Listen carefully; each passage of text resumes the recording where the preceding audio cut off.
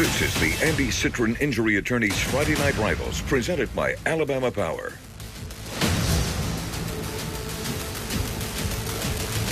Big boy football tonight here on Friday Night Rivals, 7A style, as we're out in Theodore, C.A. Douglas Field. The undefeated Theodore Bobcats trying to go 4-0 for the first time since 2009. Playing host to the Fairhope Pirates, 1-2, and trying to avoid that second loss in region play. Good evening, I'm Jim Cox. My partners, as always, Dan Brennan and Vic Lockett here on another warm night, a month into the high school football season here in Theodore. And Dan, this Fairhope team on the road, coming off two really tough losses, one to Wetumpka, one to a Murphy team that they gave up a bunch of points in the quarter. Really feel like they need a win to get over the hump here tonight. Well, the fact is we're early in the season, Vic, and facts being facts, if they win tonight, they are 2-1 in the region, and Theodore's 2-1 in the region. Yep. So they're right back in it. One thing that is kind of a little curious about this region, only two of the teams in the region are from the Eastern Shore. Fairhope and Foley have got to make more of those long distance drives, if you will. So Foley tonight, a team that played this Theodore squad last week, and Theodore won 34-0. But in Fairhope, it's all going through the quarterback. And boy, this is a young man that Coach Carter really likes, and he's getting a lot of attention around the state. He's a really good athlete. His name is Riley Leonard. He can run it. He can throw it. Now, they've got some injuries around him, so maybe they don't have the cast right now. Maybe some of these young guys will grow up. But if they do some things well offensively, more than likely, Jim and Vic, it's going to come through the arm, the head, and the legs of Riley Leonard. Going to need some playmakers to step up to help him tonight on the offensive side of the football. Yes, no question about it. On the defensive side for this Theodore team, Coach Collier's always played great defense. He was a defensive coordinator coming through the systems, but it helps when you have a quote-unquote freak on that side of the ball, as we heard about before the game. Yeah, we're talking about four-star player Moines Kennedy, and he is all-world. I mean, he's a kid that is committed to University of Alabama, now wants to be built by Bama. I want to slip that in there. Decommits from Auburn. Just a beautiful athlete. Had to slip that in there, too, didn't you, Dave? Absolutely. Beautiful athlete, 6'3", 200 pounds. Guys, the word that comes to mind when you look at the tape, rangy. They got him out in space, and they just look like they say, go get him. You know what? He gets him.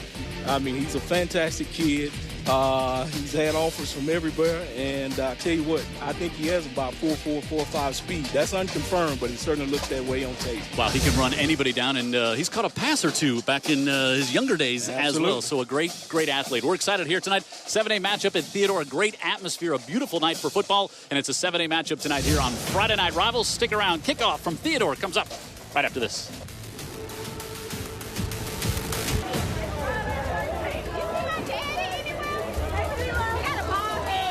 Friday Night Rivals brought to you by our friends Andy Citron and also Alabama Power. You saw the Bobcats, here's the Pirates, and here's Amanda Booz on the sideline. Hey guys, we're already in week number 4. Now that's Theodore Bobcats against the Fairhope Pirates. Super excited for this game. Now the New York Jets just recently did a special on former Bobcat, and that's C.J. Mosley, who is having an all-star professional career. Now another player who's having an all-star high school career is Reginald Malone. Now Coach Collier describes him as the glue that holds this team together, and we're super excited to see number 40 play his game. Jim, back to you. Yeah, he was great on the pregame show. Yeah, he was. Excited to watch that young man play. And Coach Collier coached his dad way back in the day. Yeah, back down in the bayou. Yep. Asked Reggie, who's better, you or your dad? And he was like, come on, me. Dad even agreed, right? Luke Freer to kick off for the Pirates. Christian Porter to take it in a lot of speed up the left side. You're going to see him on the outside on this Bobcat offense, and he's all the way out across the 40. Great start and great field position, and that's a glimpse of some of that about on the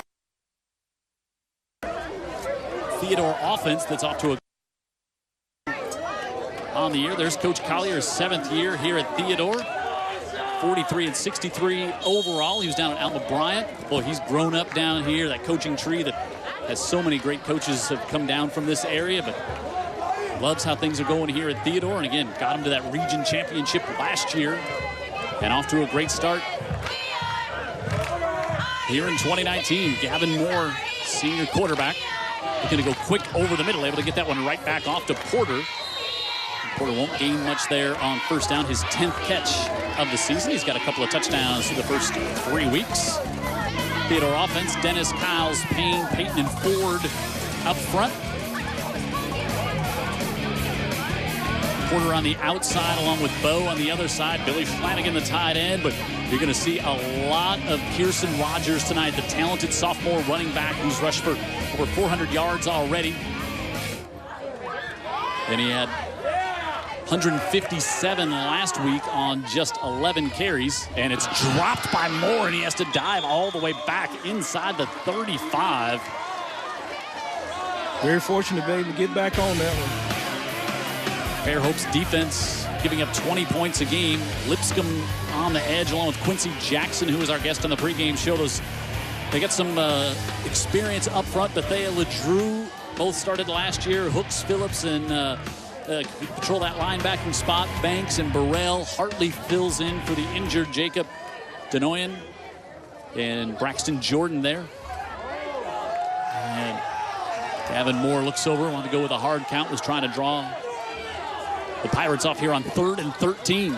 Moore steps up, comes to the near side, able to get that one complete out at midfield, and the Bobcats going to have a first down as the first catch of the night for Theodore's Malik Kennedy, just a junior, and Kennedy with his first catch of the season, and it's good for the first down. 3rd and 13. You hate to give those up, Vic Lockett. No, you don't. He just ran a simple out, and they got themselves off schedule, but easily Dan Brennan got themselves back on schedule. Yeah, it wasn't a difficult route. It was not a difficult throw, really, and Fairhope just gave him enough room to get the sticks. Moore's only thrown it 30 times in the first 3 games, and he's come out here and thrown it a couple of times already on the first series here, and we see Rogers with his first carry.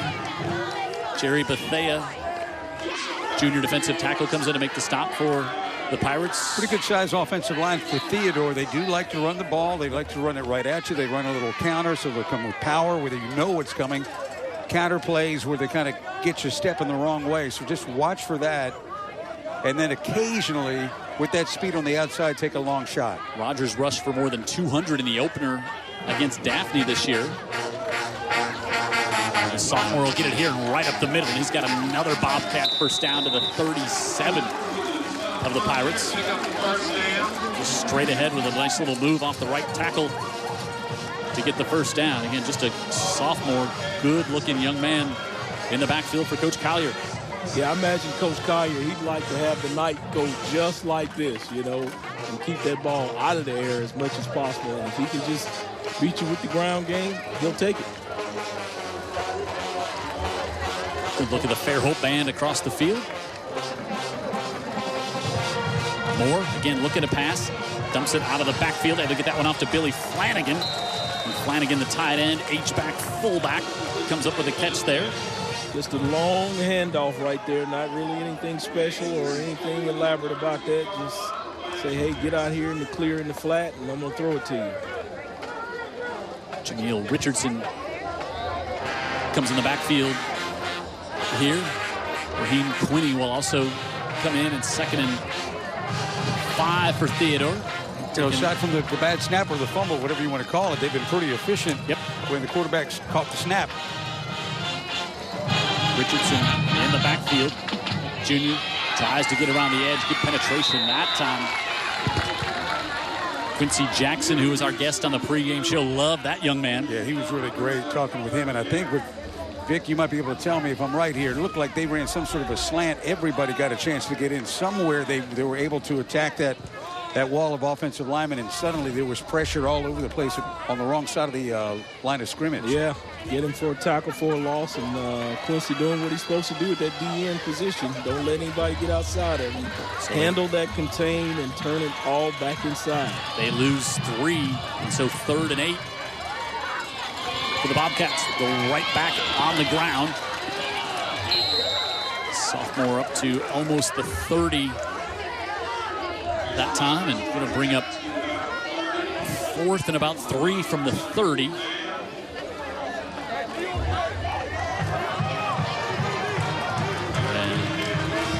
Doesn't look like he's going to send the punt team out, huh? No, and not going to try the long field goal. 4th and 3. This drive up to 5 minutes.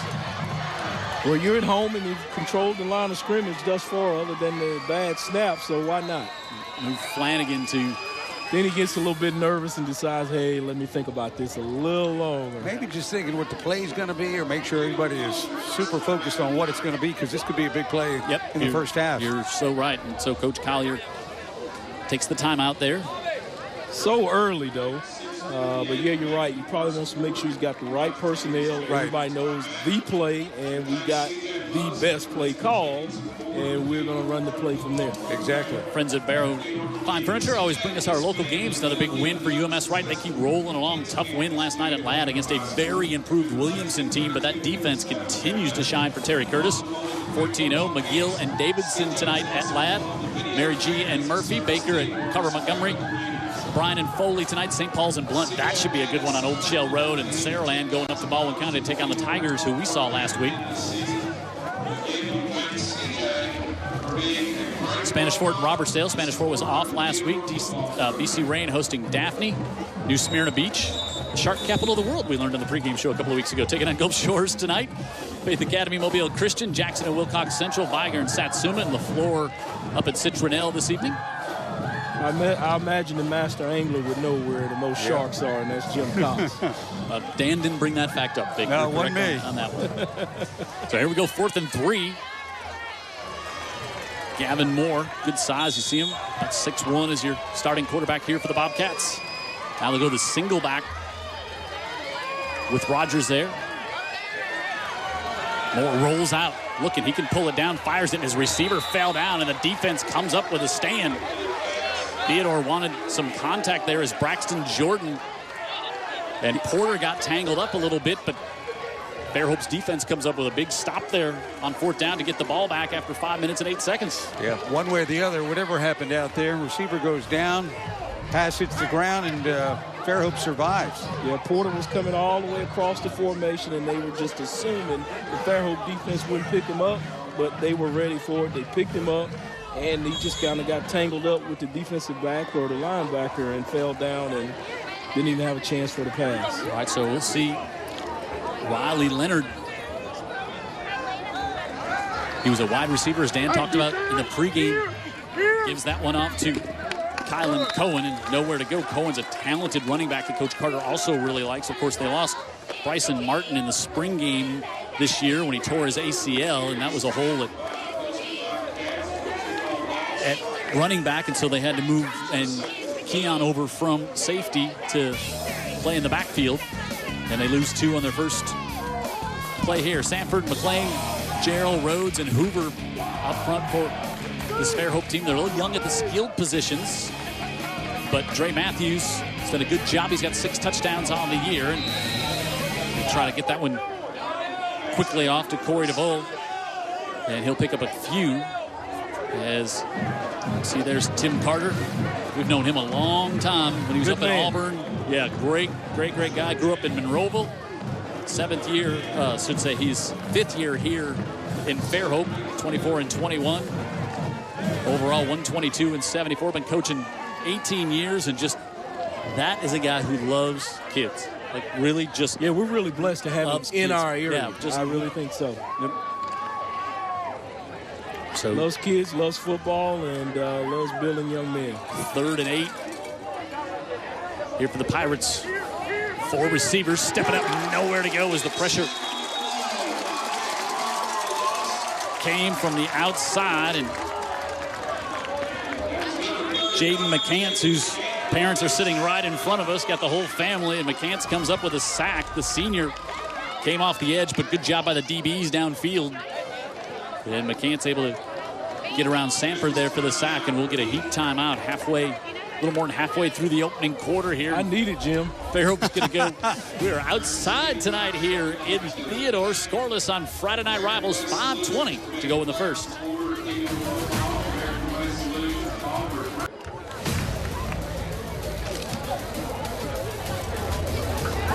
Jim Cox, Dan Brennan, Vic Lockett, Amanda Booz on the sideline, Jared Kihas in the truck, David Sharp, our statistician, and our great Friday Night Rivals crew here. Getting us all set up ready for this one, week 4 of the high school football season. 7A region matchup between Fairhope and Theodore, and Fairhope going to go 3 and out here. Bobby Knoll to punt. Jamarius Brown and Christian Porter back deep for the Bobcats. They'll stand their own 35. Pressure coming, and good job by Noel to get that one off and fielded there by Brown, who takes a big lick and gets across the 50-yard line. Great field position for Theodore here. Boy, that was a quick offensive series for Fairhope. Yeah, it was. And I'm not sure if he took a big lick or if he gave a big lick. I think he delivered on that one. If you look at it again, it was a collision. Hey, if you want to reach out to us, our friends at Craneworks want to bring you our email address, heyguys@utv44.com. Send us your questions, comments, pictures, maybe how you're watching the game in the living room or on the patio tonight, enjoying a little Friday Night Rivals, and we'll gladly answer any questions that you may have on our Friday night.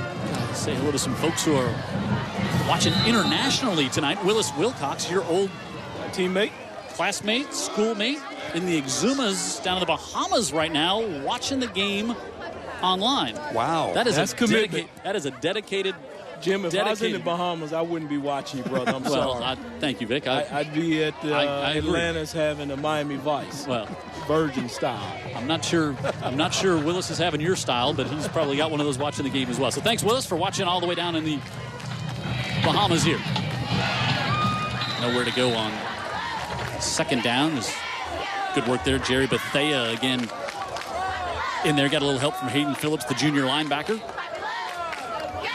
We've seen some good linebacking play out of Fairhope through the years, haven't we? So right. 3rd and 11 now for the Bobcats. Fairhope's got them where they want them. Let's see if they can close out the series.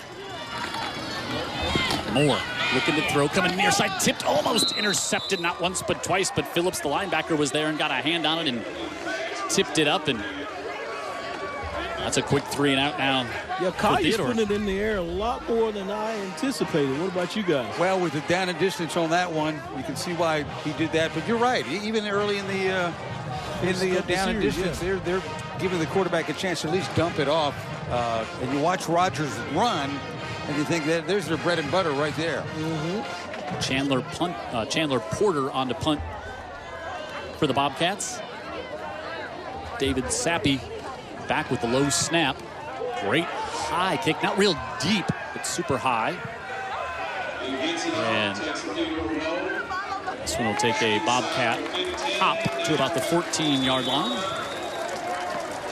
Finishing out the rest of our schedule is Escambia County and Hillcrest Evergreen, Andalusia and Monroe County tonight. W.S. Neal and Clark County, T.R. Miller hosting St. Michael. Thomasville and Bayside Academy, XL and Flomaton, and R.C. Hatch hosting Chickasaw tonight. Cottage Hill Christian in Washington County. Southern Choctaw at home taking on Leroy. Choctaw County, J.U. Blackshear. Fruitdale at home tonight taking on Marengo. Sweetwater and Millry, and McIntosh and St. Luke's tonight. Finish out a busy Friday night of high school football, as they all are, here in week 4 of the season. And we'll see the Fairhope offense come out there. Riley Leonard, just a junior. He danced 5 receptions as a wide receiver last year. For touchdowns. For touchdowns, right. Tough to bring down. Notice that as well. McGill is back up to Kean, and the junior running back.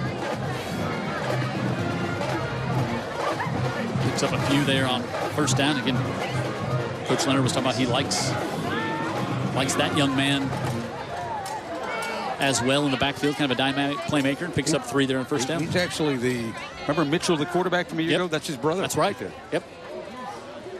Played last year some defensively, this Fairhope team. Yeah, Fairhope's had some injuries early in the season here, and had some before the season started. Play clock already approaching 5 here as they break the huddle. Going to have to hurry to get this one off. And Leonard does. Fakes the give and now wants to air it onto the right side. Overthrows everybody. Back there, Travion Pines is tracking back after this one as they took a shot. They're now 3rd down and 7 coming up. You know, for a ball that was off target, it sure was pretty. It was a nice spiral. Nice tight spiral on that football. The way he slung it out there, I thought someone was going to run under. He's got some talent. Another guy that works with David Morse. To those DBs, don't go to sleep back there. It was Dre Matthews. He's their leading receiver. He had 6 touchdowns on the year, and he's been the favorite target so far. Now, Pfeiffer will split out to the top of the screen with a pair of receivers to the short side. And now Leonard wants to take it himself. He's got a block, and he's going to turn the corner. He's a good athlete. He's going to have the first down out near the 30-yard line. He ran a 73-yard scamper for a touchdown last week, but that's a big conversion there for the Fairhope Pirates. Quarterback draw all the way. I mean, he received the snap and was saying, I'm getting out of here, garbage. He could pull it down and run it when need be. We were really shocked when we saw him coming to a game last year as a sophomore after an injury to Mitchell, and he ran the ball very effectively in that game, and I think it really... Is that the Daphne game? Yeah, and I don't think Daphne was ready for that either. Everybody was kind of like, wait a minute now. That game went to overtime, and Fairhope ended up winning that one 20-17.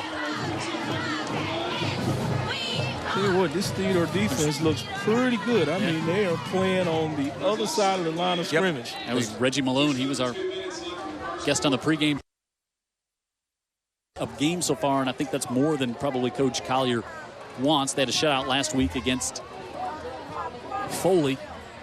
Well, you guys are right. You go up to him and talk to him about Moines Kennedy, but he says, well, let me tell you about Reggie Malone. Yep, he likes him a lot. He really loves that guy. Says he's the glue of the defense, as Amanda said at the top of the telecast. And he's a kid that really hustles. Fairhope going to take a timeout now on 2nd and 11 with 1:28 to go in the opening quarter. Next week, going to get a little 5A action here on Friday Night Rivals as we'll see Jackson and Viger. Seen a great game breakout during that matchup a couple of years ago. It was a wonderful game. You see the 7A region standings. Theodore on top at 2-0, and then McGill 1-0, and then you see everybody else kind of lumped up there, and you just don't want to dig a big hole down here as it really becomes tough to dig out as the season goes on. Like I say, Jim, a win tonight for Fairhope, and early in the year they'd be 2-1 in the region. And at this point, you're just looking forward. You're not looking backwards to what already happened. You can't do anything about the past, right? That's already happened. So injuries have happened. Breaks again. The comeback loss to Murphy has happened. Let's see how they play through the duration of this game. See if they can give Theodore a good game here on the road and have a chance at the end. Also, tiebreakers become huge in head-to-head matchups. So these region games, when you look at a couple of teams expecting to be in the playoffs, and we'll see if this is going to be against the Pirates. Don English. We have a dead ball foul. Snap infraction on the offense. 5-yard penalty. Replay the down. So 2nd and 16 coming up. And Don English, our referee, we always say it. We love how he conducts a game when he's our official out here on Friday nights. Great job. English gives it to you in plain English. He does. He does. Very well played there, Vic. But he runs a good, tight show. Yeah, he's one of those refs I don't usually joke with pre-game.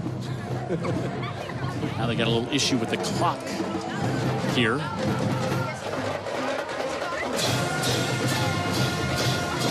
We went from a little over a minute to go. I think we're down to 1:32, and then it went to 13:20.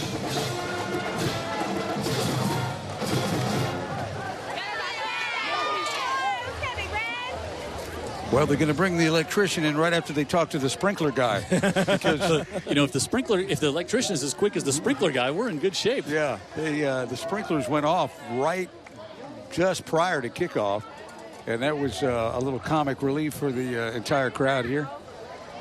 Luckily, Dan's hair didn't get wet. Yeah. Or they would really be in trouble. I just, I ran for the hills.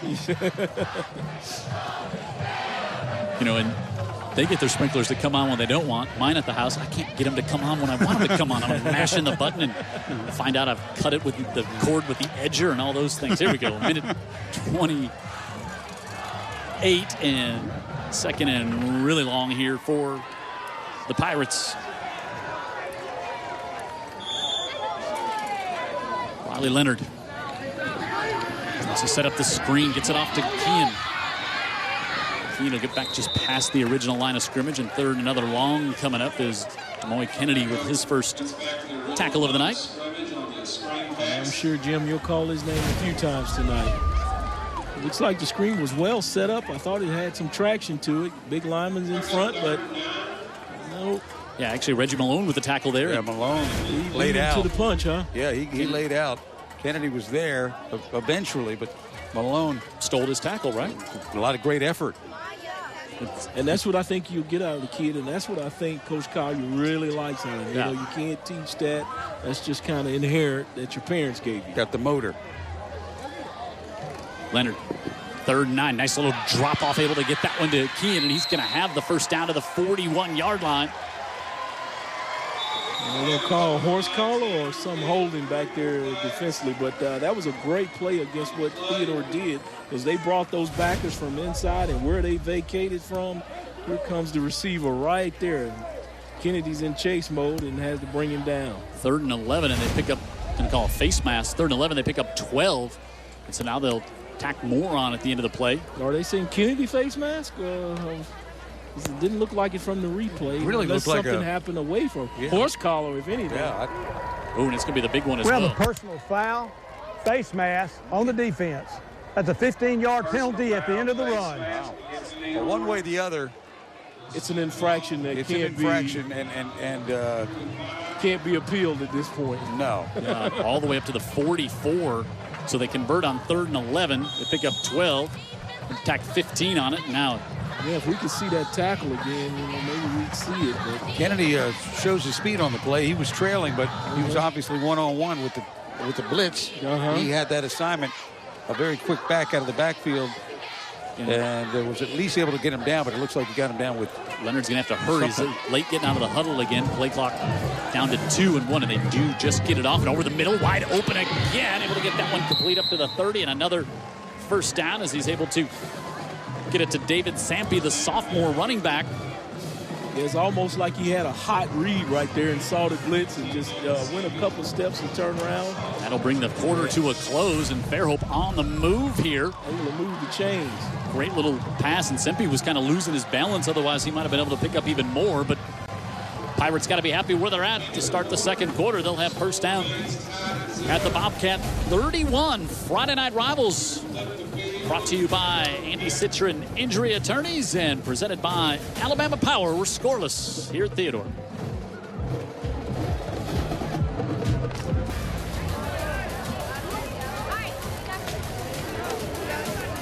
Don't have to say anything. It's just so beautiful.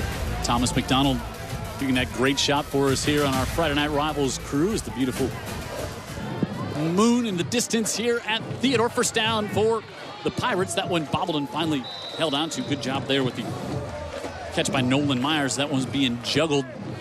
So you don't get a short gain on first down. I start to see a little pattern here with these quick passes, not as much downfield here for the Fairhope Pirates.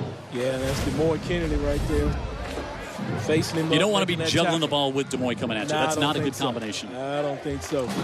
Another one of those crossing routes. Minimal gain there. Need to get a little more depth, the receiver, for it to be efficient. But nevertheless, he caught it. Picked up a little bit of yardage. Quick throw, nearly intercepted. Boy, that one was one that little miscommunication between the receiver and the quarterback, and right. Wow, that's a gift. Yeah, right. Jamel Richardson. Yeah, he really. Santa came early, but he didn't open the present. Yeah, that one thrown way too far in front of Sempe, who was trying to get there and dropped, and now a 3rd and long coming up for the Pirates. Ball was adjustment by the defense. It was just on top of Richardson too quickly, right? Yep. Too quickly. Yep. 3rd and 9 out of the backfield. Keene can't hold on to that one. Dropped.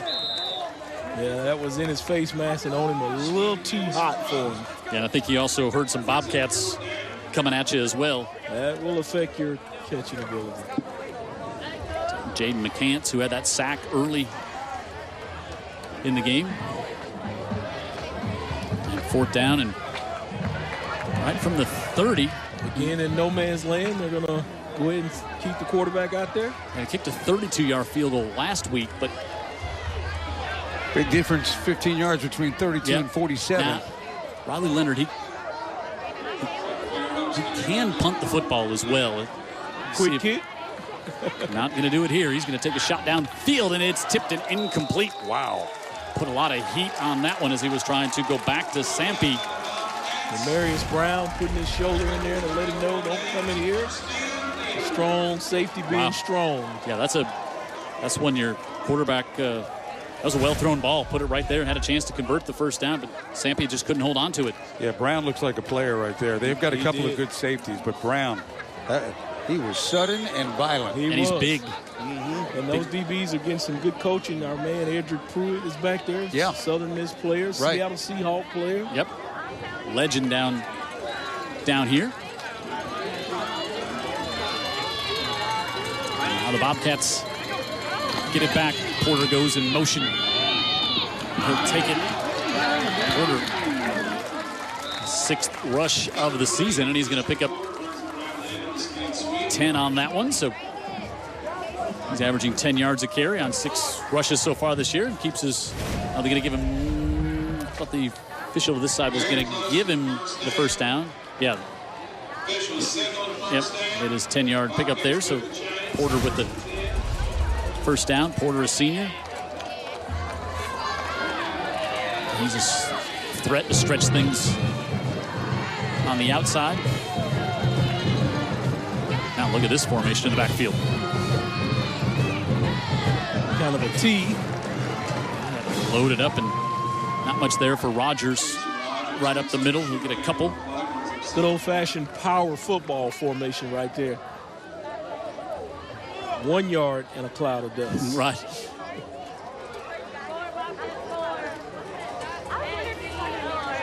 So you see Rogers come right over to the sideline there. Hopefully just needs a little water to get himself rehydrated, refreshed, and ready to go. Ooh, great contact there, but staying on his feet is Jameel Richardson. And Jared Bethea came in there and stuck his helmet in there, just didn't wrap up. Certainly rerouted the back. Yeah, that was a big smack right in the hole. Theodore going a little more up-tempo here. Now Moore will look over. Try to get the play with 3rd and 4. Coming up, dropped Moore. Now wants to scramble. Looking to get on the right side. He's going to lunge, and he's going to pick up the first down. Great athletic play there by Gavin Moore, and not to panic was the big key. Yeah, great pick up there by the young man. Yeah, I thought that was the key to the whole thing. Right here, he keeps his head, and he's able to find just a little slice of room to, and he knows, I just need to get a first down. Yep. We just want to survive on this play, so well done after the drop snap. Gavin letting you know he's at the controls and he's engineering this offense.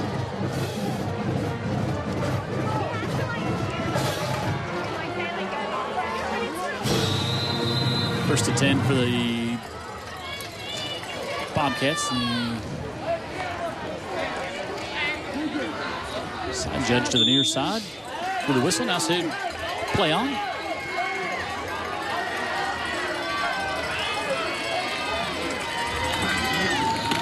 Moore gives it back in. Rogers right back in there.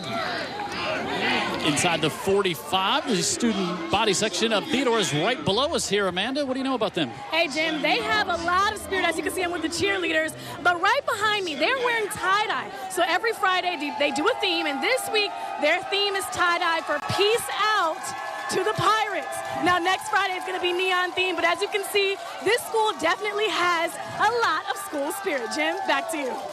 Second down and up the middle and a first down, and now breaking down and lost the football, but good work by the trailing lineman there. Yeah, I think that was Cole Payne, the lineman, who got it as it came loose from Rogers after he picked up the first down. Let's see if it's Payne who, good job ripping it out there. And yep, it was Payne. That's a great hustle play by an offensive lineman after he's already done his job one time, but he was going downfield to try to find somebody else to hit. Looking up another, oh, I got a football on the ground. Let me jump on that. The center, they know what a ball looks like. They're familiar with that. I've got to have that. He's the one guy on that offensive line knows what one of those things feel like. If Vic Lockett would have known it was tie-dye night for the students, you could have brought your tie-dye out for tonight, Vic Lockett, if you'd have known tonight, right? Well, large collection of tie-dye in your closet. I must admit, I'm a little bit lost. You're going to give me a lesson during the break on tie-dye. I'll show you. Vic Lockett with not a single Grateful Dead recording in his collection. So I was noticing more of the shirts off, and I was in agreement with them. As hard as it is, I'd like to do this broadcast with my shirt off, but I don't think Jared will get across the FCC. Boy. Yeah. All right, so that one against the Pirates. So now 1st and 5 coming up here for the Bobcats. 5-yard penalty. Thank you, Mr. English. So this is where both these teams have struggled. We've had a lot between the 30s. Yep, 30 to 30, and both teams also have benefited from pretty good field position. No one's had to go a long way. Billy Flanagan, the only one in the backfield, and good job hustling in to disrupt that one again by Hayden Phillips, the junior linebacker. Fantastic job by him. He's a good player. Stick his nose in there, reroute the back, grab his shoestring, and get him to the ground. And for as much as Flanagan seeks and destroys as a fullback, which he really loves to do, the kid plays hard. They just got to give him a bone there, let him run it one time.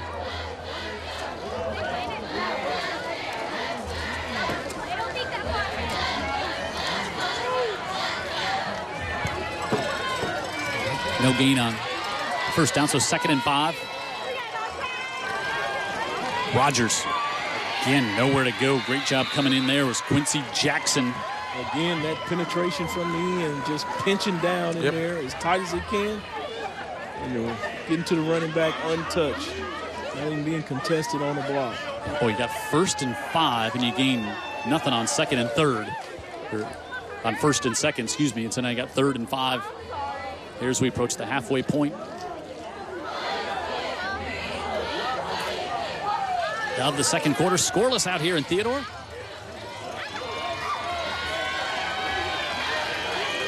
Chandler Randall in the backfield. Give it off. Rogers stood up and then immediately slammed down. Again, coming in, Jerry Bethea. That 3 technique is not playing in the middle there. He is owning that little bit of turf and saying, if you come in here, I'm going to say, hello. Well, between Bethea and LeDrew, right in the middle of that defense, the 2 tackles with Hooks also into, but those 2 tackles go 275, 280. The middle linebacker, 217. They've got some size that you've got to deal with if you're trying to run between the tackles, right off the center. So we'll take a heat timeout here. 4th down coming up, and again, Bobcats going to go for it inside the 30. 4th and 5 coming up. 5:53 to go in the second. Scoreless. Andy Citron, Injury Attorneys, Friday Night Rivals, presented by Alabama Power.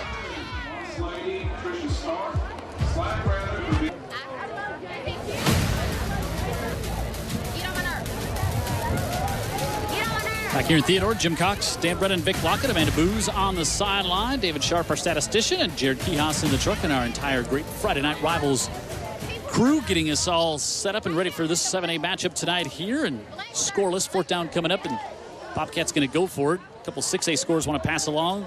St. Paul's leads Blunt on Old Shell Road 7-0 in the second quarter, and Daphne leads BC Rain 10-0 in the second, and Saraland, number 1 team in 6A, leads Baldwin County up in Bay 14-0 in the second quarter. And there's a ref timeout now. A timeout after the heat timeout. Well, I tell you what, in this weather, you can lead all the timeouts you can get. Yeah, back-to-back heat timeouts. Exactly. Yeah, that's rarely you see a team call a timeout out of. It seems like I thought it was the ref, but apparently not. All right, so maybe we had a timeout before, and now it's just odd. All right, so here's our trivia question. 2015, Lamicah Pirine was the 7A back of the year. I think we all remember that. The great run. Of course, you're seeing him play on Saturday afternoons. Name the only other Theodore Bobcat to be named as the back of the year. You have to defer to old 99 here. I don't know. It is. I will say this. I'll give you a little hint. Okay. It is within our broadcasting window that started. You and I. Yes. Oh, okay. Back in 2000 was our first year, right? It was? Yes. So it's been A 19-year run, huh? since then. No, this would be year 20, Big Lockett. Yeah, it's 20, been, okay. it's been more like a 20-year stumble. Rather than a run. So that's not what I hear out in the market. I think the Theodore fans had that one just like that. Should I have it just like that? I mean, you are an encyclopedia of local high school football knowledge. So I will say, if you're a little stumped, that means it's maybe a good trivia question that the writers and producers dug up today. All right, 4th and 6 for the Bobcats. Got the right play, got the right personnel, well rested. Let's see the execution. Rogers, the lone setback. Moore wants to throw it, looking over the middle, pressure coming. He's hitting, that one's floated to the far side, and Fairhope's defense comes up with another 4th down stop. They had pressure, they had coverage, and Moore really had nowhere to go with the football. Yeah, you can see as soon as those offensive linemen retreated, to pass block. Yep. This team in white had something for him. Look at the pressure right around the corner by Quincy Jackson, the guy that you may have met for the first time on the pregame show. Really a delightful kid. We told him, he said, you're going to have a big game on TV because we like you, and he's doing his part. Exactly. We're going to brag on you one way or the other, so you might as well go out and ball, and he is so far. Neither team with any kind of explosive plays offensively. Nope. See if that changes here. All right, so halfway through the second, and Fairhope gets it back. Leonard dumps this one, able to get it off and complete. The fullback, DeVoli, with the reception up to the 35. Good hands on the senior there, and picks Kennedy up 7 on first down. On the tackle, and see what he has the ability to just get around the football field and find these ball carriers. It's kind of a trait you like in a linebacker, the Blues. Absolutely. Right, Vic Lockett? Absolutely. His day's special. Yeah, we talked about some Fairhope linebackers that we've seen over the years. Seen a few here in Theodore as well. Well, one who's playing on Sunday. saw Mosley do a pick 6, yep. right? Keon squirts through a hole, and he's going to have the first down to the 39-yard line. So they convert there on second down. Yeah, good little nifty run right there. If Reggie Malone doesn't get him here, I think he's still running. And Malone, I'll tell you what, he shows up to play. He's a busy kid, isn't he? Yep. He keeps himself busy. Gets off of blocks, really hustles. Got Matthews in the slot to the bottom of the screen. We haven't really seen him take a shot really downfield. Tried a couple of intermediate tosses to him, but he's their deep play threat. Same thing, Jim. Going to be a slant to the tight end. Yep. Play clock expire.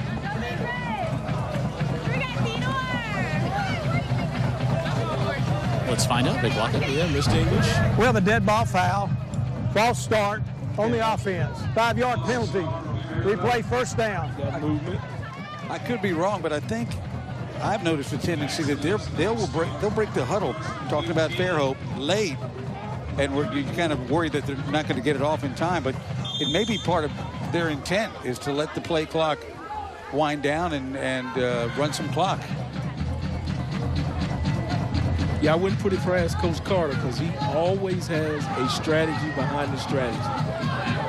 Carter, that is. Yep. Leonard throws out easily picked off, and it's Moines Kennedy. He will not be caught. He will not be caught. Is right, Vic Lockett. Touchdown, Bobcats. And Moines Kennedy comes up with a pick, and that one was thrown right at him. And boy, that 40 time you talked about in the pregame, we just got a little glimpse of it, Vic Lockett. Absolutely. You know, that's about big players making big plays.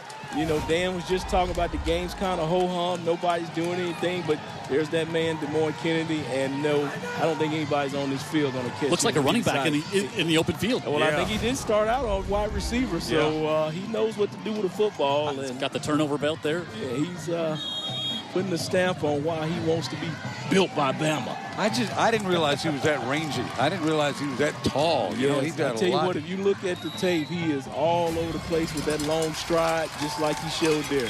Well, the game changes with a pick 6. And Kennedy to the house, and the Bobcats get on the board first.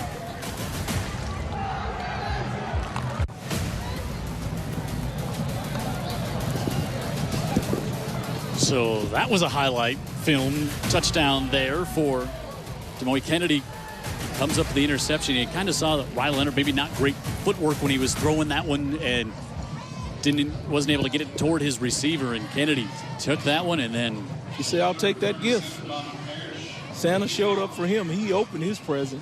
Still no explosive plays on the offensive side, but we have seen an explosive play. Yes. Courtesy to Moines Kennedy. It's been good defense by both teams. I'm going to credit those guys. But high kick, and this one's going to hit the ground, and Fairhope going to have to hustle to get on that one, and they do.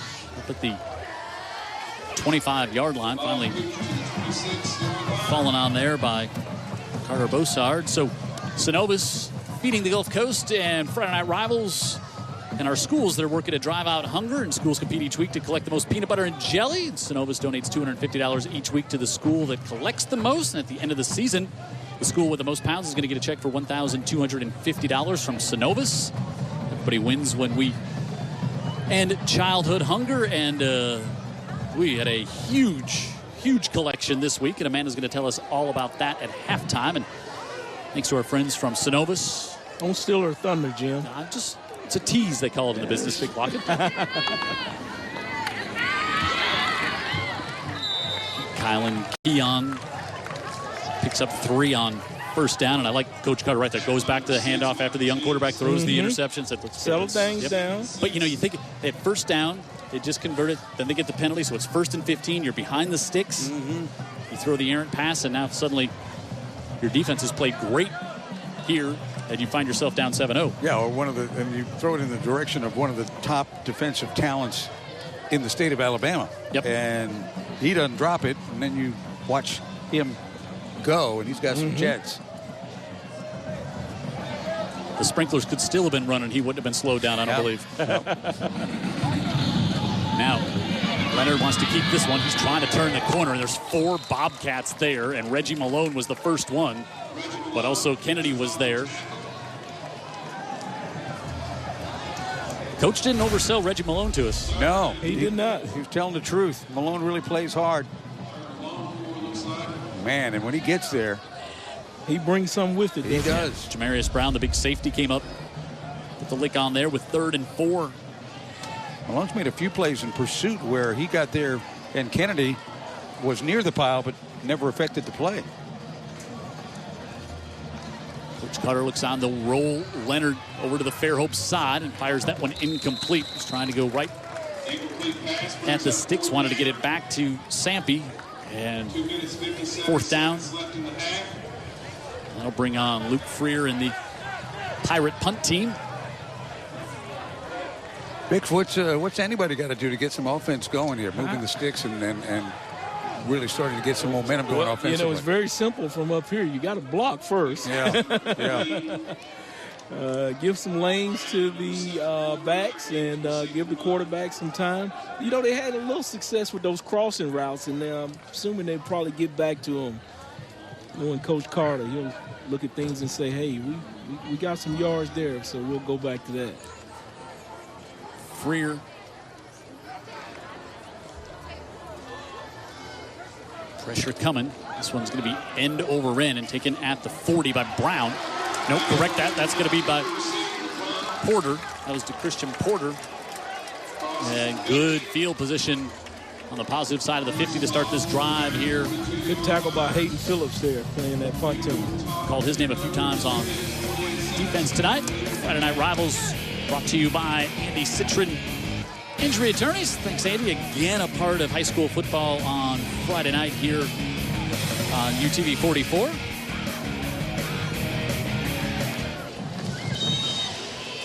Pleasure to meet Andy on several occasions, and that smile that you see in his commercial he's got on his face, always like that when you see him.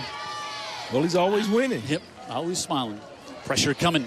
Gavin throws that one off, and good job to get it out to avoid the sack, because again, it was Quincy Jackson in the backfield. I'll tell you what, been very impressed with this front 7 of Fairhope, and I say that because the The corners and safeties really haven't been challenged much yet.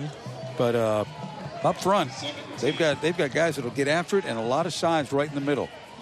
Yeah, I like that 3 technique there, Jerry. But he's not letting many come in that territory.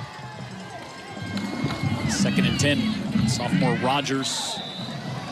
Right there, he takes on a block, gets rid of him, and just stuffs it up right there. Yeah, good player. So see if Fairhope will take a timeout here with 3rd down coming up to stop the clock, and indeed they will, to try to get the ball back, because now they're thinking maybe a 2-for-1 because they'll get it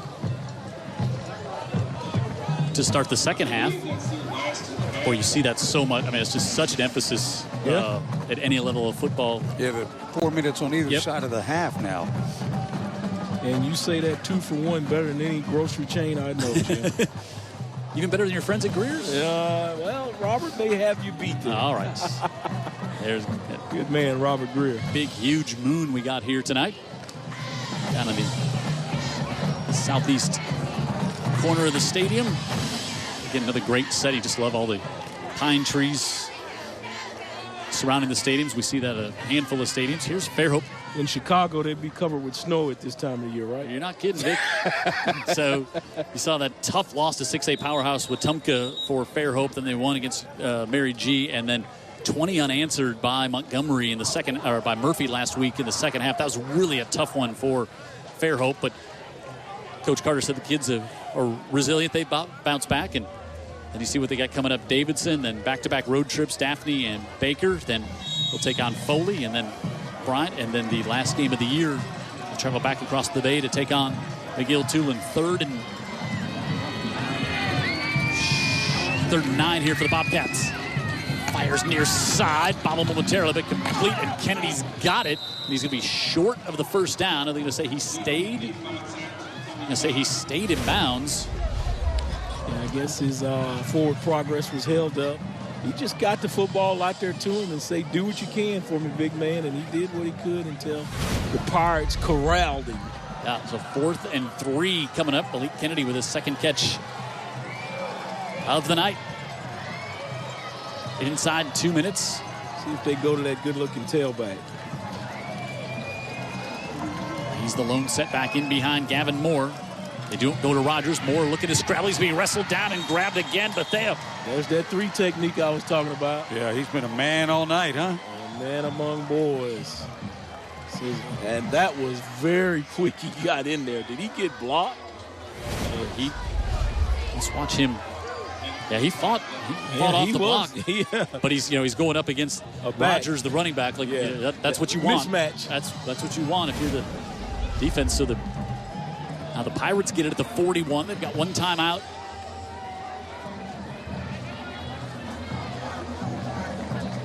Remaining. I wondered when somebody's going to take a shot deep here tonight. No one has. They threw it back there one time, but no one was home. Leonard wants to pull it down and take off, and right in the middle. And there's lots of. You can't play a quarterback draw better than that. No. Palmore was there. Farr was there. Defensive lines are winning the battle on both for both teams tonight. Yeah, a line of scrimmage. But a quarterback draw usually is good for 1 yard. Yeah, you're right. At a minimum. And he's a good athlete, so they've had him bottled up. He hasn't been able to do much at all tonight. Well, just like you guys said, credit these D-lines. They are playing in both defenses. Playing hard. Now they'll empty the backfield. 5 receivers. Leonard can't hold on to it as one is dropped as he was trying to go to Sampe. And just as well, 2 defenders were out there to greet him, right? Yeah, it would have been no gain. The clock would have been running. They probably might have had to burn a timeout there. But now you're 3rd and 9, and now you don't want to give the ball back to Theodore. But both defenses have played. Now, is that a 2-for-1 or 1-for-2 if Theodore gets it? Yeah, so you're thinking here 3rd and 9, but I think you're not worried about putting it in the air if the clock stops because you're proud of how your defense has been playing. Oh, yeah. You got a good punter. Right, I don't think you're that concerned with Theodore getting the ball back, actually. You got to go for the 1st down here. Leonard looks to the near sideline, and that's incomplete. Came up short as he was trying to. 1 minute. 1 minute. Yeah, I think Leonard again had pressure in his face, Vic, and that kept him from really turning it loose. Yeah, that gives Theodore exactly 60 seconds to see what they can do with it. If they get a good return on this, get out real quick, yeah, they'll have some opportunities.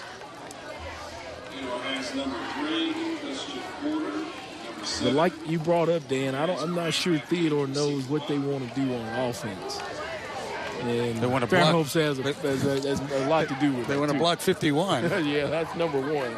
Now this will be Riley Leonard to punt. Have Freer punt.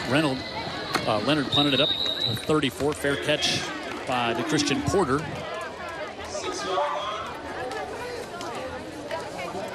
We'll see the Bobcats with one timeout. Their version of a hurry-up offense coming out here as you look across the way in the Fairhope fans who've made the road trip toll-free across the bay for now. Not anxiety-free, though, never. Especially about 4:30 when there's an accident right on I-10 and had traffic at a standstill. Yeah, let's pray everybody's okay in there. There's some type of fire. Moore pitches it out. Rogers, good job to string that one along and keep him inbounds. Quincy Jackson, what a play there. I mean, he's engaged and never disengaged, but made the tackle, Dan. Jackson, great competitor, man, and he's one of the guys on the edge. Between Jackson on the edge, guys in the middle, and those linebackers, they don't make things real easy for you. They're very, very stout, very competitive. Definitely tough sledding in there offensively for both squads. And now you see the Bobcats just not in a hurry here. I think Coach Collier will be happy just to take the 7-0 lead in at halftime and back to the line of scrimmage and nothing more, and that will bring the first half to a close. A defensive touchdown is all we've had, and it's by the biggest star on the field here tonight, Moines Kennedy. I thought you were going to say Amanda. I'm going to say that. She is a star in her own right, for certain. I'm going to say that in just 1 second here as she'll get up with Coach Collier and get his thoughts on the first half. Amanda. Being a loyal supporter of Theodore football. Poly Surveying provides land surveying and mapping services to a wide variety of professional industries. Hanging on now. I'll go ahead and say it. Let's try this again, Amanda. Hey, I'm with Coach Collier. Now, you guys are up 7 points. Now, before the game, we talked about Moines Kennedy, the all-star athlete, one of the top prospects who made a major play on the field. How did you feel about that play when you seen it? Well, thank God he made it. They hit us there a couple times, and we made one little adjustment, and Moines made the play. But, right now, Fairhope's playing great defense, and we're not handling that well right now. So we got to go in and make a few adjustments and try to figure out a way to run football. Now, one of the questions I wanted to ask you, Coach, is how do you all intend to protect your quarterback in this next half of the game? Well, we don't need to ask him to do it a whole bunch. I know this. We base this whole program on being able to run the football. So we got to go in and figure that out first, and then we'll be able to throw the play action in the quick game. But, again, we got to go back and establish our identity. That's our biggest problem right now. All right, Coach, thank you so much for your time. Thank you. Well, that's what I thought. I thought Coach Carr would like to run the ball, and I saw a few more passes than I expected. Yep. I think he's probably going to address that right now, if I were guessing. Halftime here in Theodore. They have the lead 7-0 on a defensive touchdown over Fairhope. 7A Region 1 matchup here on Friday Night Rivals, brought to you by Andy Citron Injury Attorneys and also our friends at Alabama Power.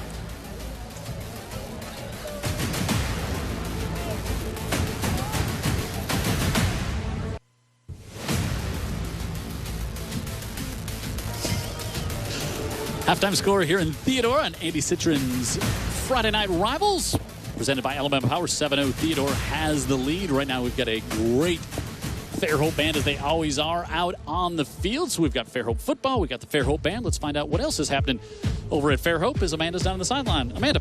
Thanks, Jim. Yes, a lot of great things are happening at Fairhope, and I am with the Principal John Cardwell, who has his pirate gear on. He's representing his school very well. Your team is playing very well tonight. How does that feel? Oh, it feels good. They work very hard, so it feels great. Now, some other people that work really hard are the entire student body of your school. Let's talk about the Merit Scholars. Yes, I just had 2 students. We just found out this week I've got 2 students named national semifinalists, Abby and Katie, and they are fantastic, and we're just so proud of what they do in the classroom every day.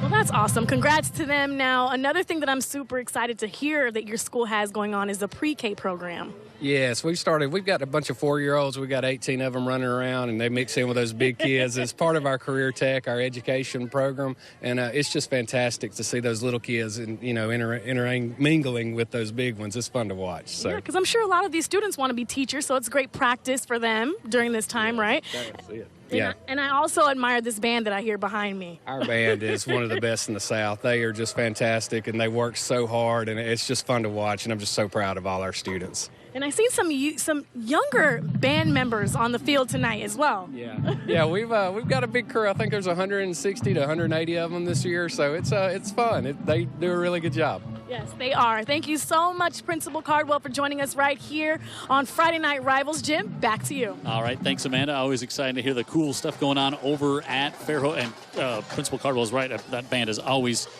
spectacular. Speaking of spectacular, we have 3 spectacular players that we nominate at the end of each game for our player of the game. And last week, A.J. Mix, a sophomore, really hung in there, battled, tried to lead his team, got him out to a big lead. Baldwin County quarterback going up against St. Paul's here, but just it's going to be fun to watch this kid for the next few years, Dan. Yeah, he's more powerful than I thought. I thought maybe he was somebody who was kind of could slip in and out of tackles, but that arm he has as well. He unleashed a few long-range passes that were eye-openers. So, yeah, Mix, you know the name from up in Bay Minette, and a lot like his daddy, but, man, he's a game changer.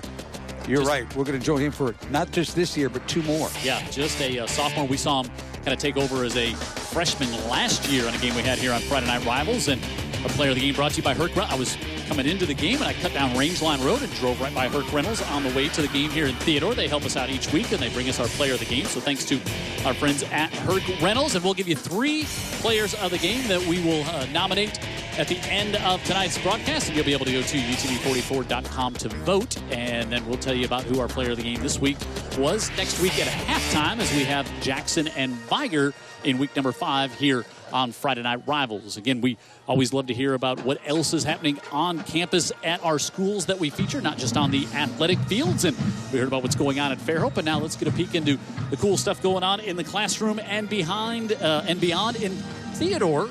Amanda's down there on the sideline again. Amanda. That's right, Jim. I'm with Principal Chip Menton, who also used to be a former coach here on this campus, and he actually also coached Ray, who's behind the camera tonight. So that's actually pretty exciting to hear. Now, tell me a little bit about what's going on here with the Academy program. We have a great Academy program. Our signature Academy is engineering, and our nursing and dental program is real big. And our nursing program, we got a lot of kids who go through it. That's the interest now, is the health care. And so we have a lot of kids who go through it, and they can get their CNA license at the end of the year and be ready to start working while they're in college. Listen, we never have a shortage for nurses, and I heard that it's 100% acceptance rate, and everybody does really well, so that's awesome. Congrats on that. And let's talk about your sports program as well.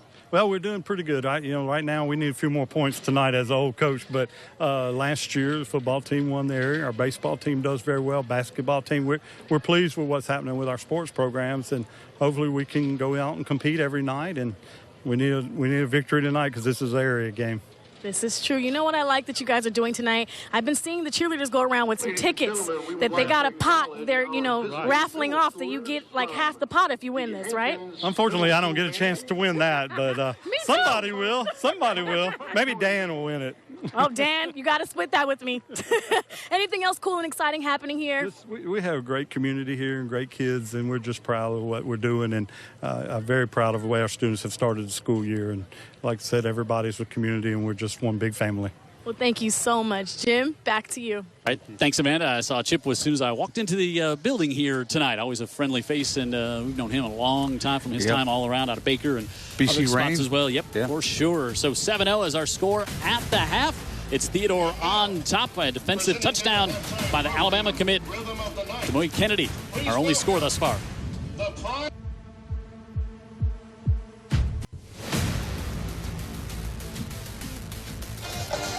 See our halftime score here in Theodore. The home team Bobcats on top by a score of 7-0. You know, we see a lot of great school spirit with the student bodies in the crowd each week, but something that's even makes a bigger impact with school spirit is the peanut butter and jelly collection with our friends at Synovus Bank and Feeding the Coast. And Amanda has got some exciting news about what took place this week, Amanda.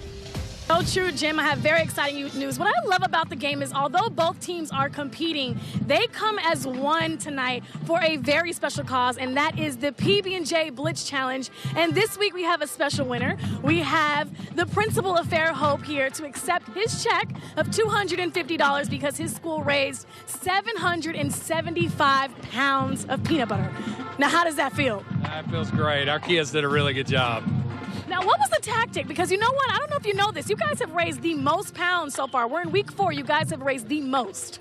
Well, I just found that out. Our kids, we just got a great community, and our parents kicked in, and those kids really take it serious, and they're very philanthropic-minded, so we're proud of them. This is very true. Now, for those at home, this amount of pounds will feed over 7,000 people. Now, all in total, we have over 22,000 pounds of PB&J that's collected. And Jackie is a numbers guy here. So, Jackie, how much is that? Let's let people know how many pounds it is or how many tons that is. Well, it's total. It's 1.25 tons. Wow. The total 775 pounds. That's right at. It's a little over a third of a ton. And I was playing a little bit of math there, and if half of it was peanut butter and half of it was jelly, you made it possible for about 5,000 peanut butter and jelly sandwiches to be made. That's impressive. It's very impressive. That definitely has to warm you all's hearts. And for everybody that's watching at home, for next week, you all have a chance to compete in week 5. To then beat that's a lot of pounds to beat. They set the bar high, right, Jackie? We like to set the pace. Yeah, I thought it was a typo. First thing I saw was wow. Same here. Well, we're really glad that it's for a great cause. You guys won this $250 check, but at the end of all the weeks, there is a major check. So hopefully you guys are in the running for that. I hope so. Thank you guys so much, and thanks to Synovus Bank for teaming up with Feeding the Gulf Coast. Jim, back to you. Yeah, you know, just so great on so many levels. So you obviously Feeding the Gulf Coast, that's so cool, but it's like lessons the kids learn about, you know, helping others, raising, competing, and you know, maybe you're not an athlete, but you're helping compete by doing this. Just great job of the Fairhope kids and also Theodore kids. They raised a bunch as well. So congratulations for Fairhope for that, and just great stuff. And thank you, Synovus Bank, for helping try to stamp out the hunger problem here on the Gulf Coast. Halftime 7-0, Theodore on top. We'll come back, get you ready for quarter number 3 coming up next on Friday Night Rivals.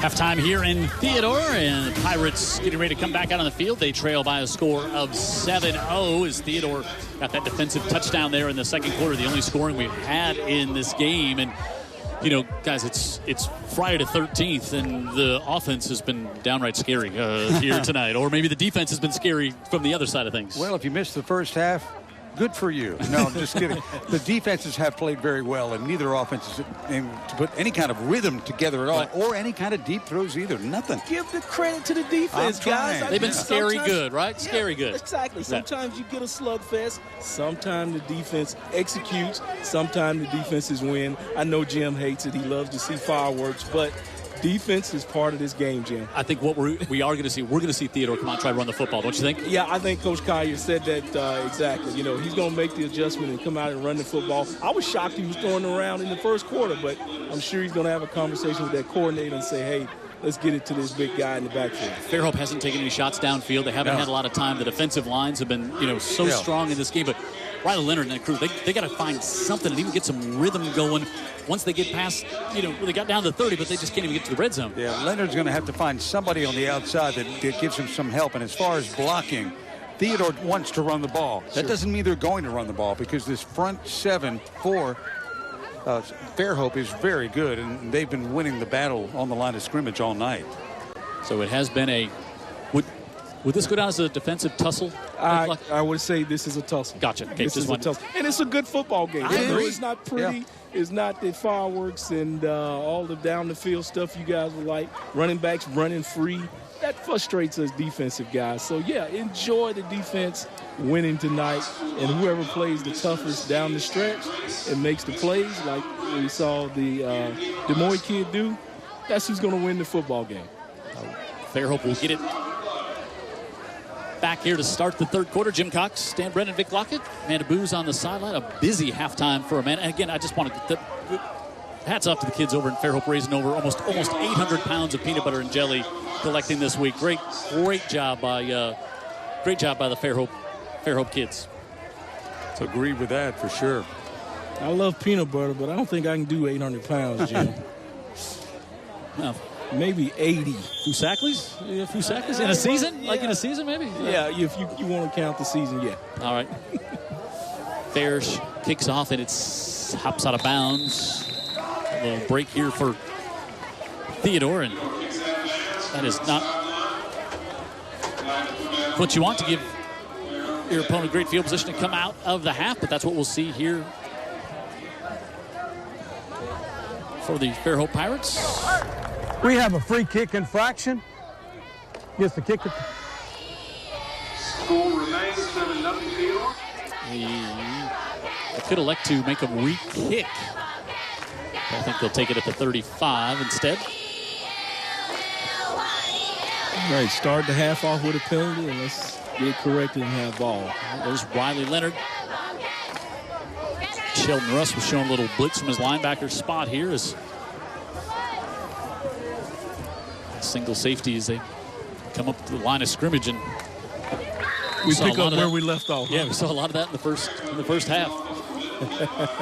As Keon with not much room there, and Michael Timms came in and made the tackle. And that young man last week had 6 tackles, 5 tackles for losses, and 2 sacks. Yeah. Both these teams just have lived their defensive lines on the other side of the line of scrimmage. And that's why we're at 7-0 with a pick 6 being the only score. Also one on first down. Now they come with a pitch, and Keon tried a little stutter step to get around the corner, but there was nothing doing there as Kennedy got out to the edge that time. And yep. You know, he's even wearing old C.J. Mosley's number there, 32. He was a beast of a player in high school, and then was pretty good on Saturdays too, and now he's really good on Sundays. Of course, signed that big high paid linebacker, huh? Yeah, come to the Jets, and he's also very much contributes money down here to the Theodore football program. He remembers where he comes from, and that one complete on the far side, and the first catch tonight for Nolan Myers. There's your completed pass. Yeah, and you know, was short of the first down. Leonard looks good on this one, but you gotta, if you're the receiver, you gotta get up to the stick there. Yeah, I think he was close to the out of bounds marker there, and his momentum kind of carried him on out. Leonard will stay on to punt again. Brown and Porter back deep, so we see another 3 and out.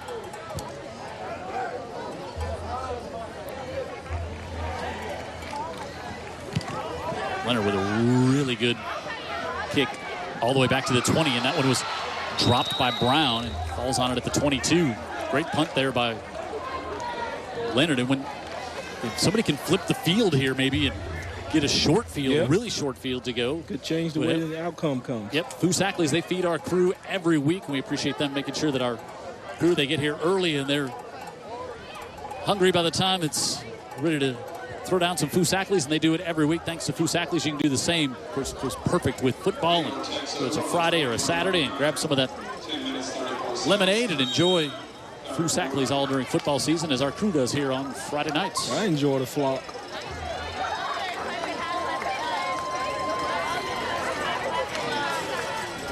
Gavin Moore gives it off, and right up the middle is Rogers, and we talked about it as we heard Coach Collier tell Amanda, we got to run the football. It's based on running the football. Coach asked for to run the football.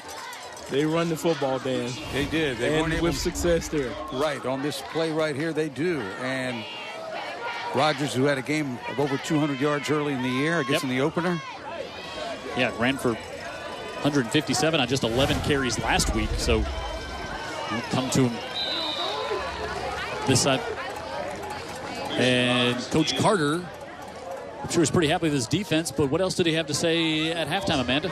That's right, Jim. You know, I was speaking to Coach Carter, but of course he has head in the game, so he had, a few short words for me and just wanted to tell me that they just got to make some major plays on this field. You know, he also commended the Bobcats and saying that they're a really good competitive team, but he just wants his boys to make some plays out there.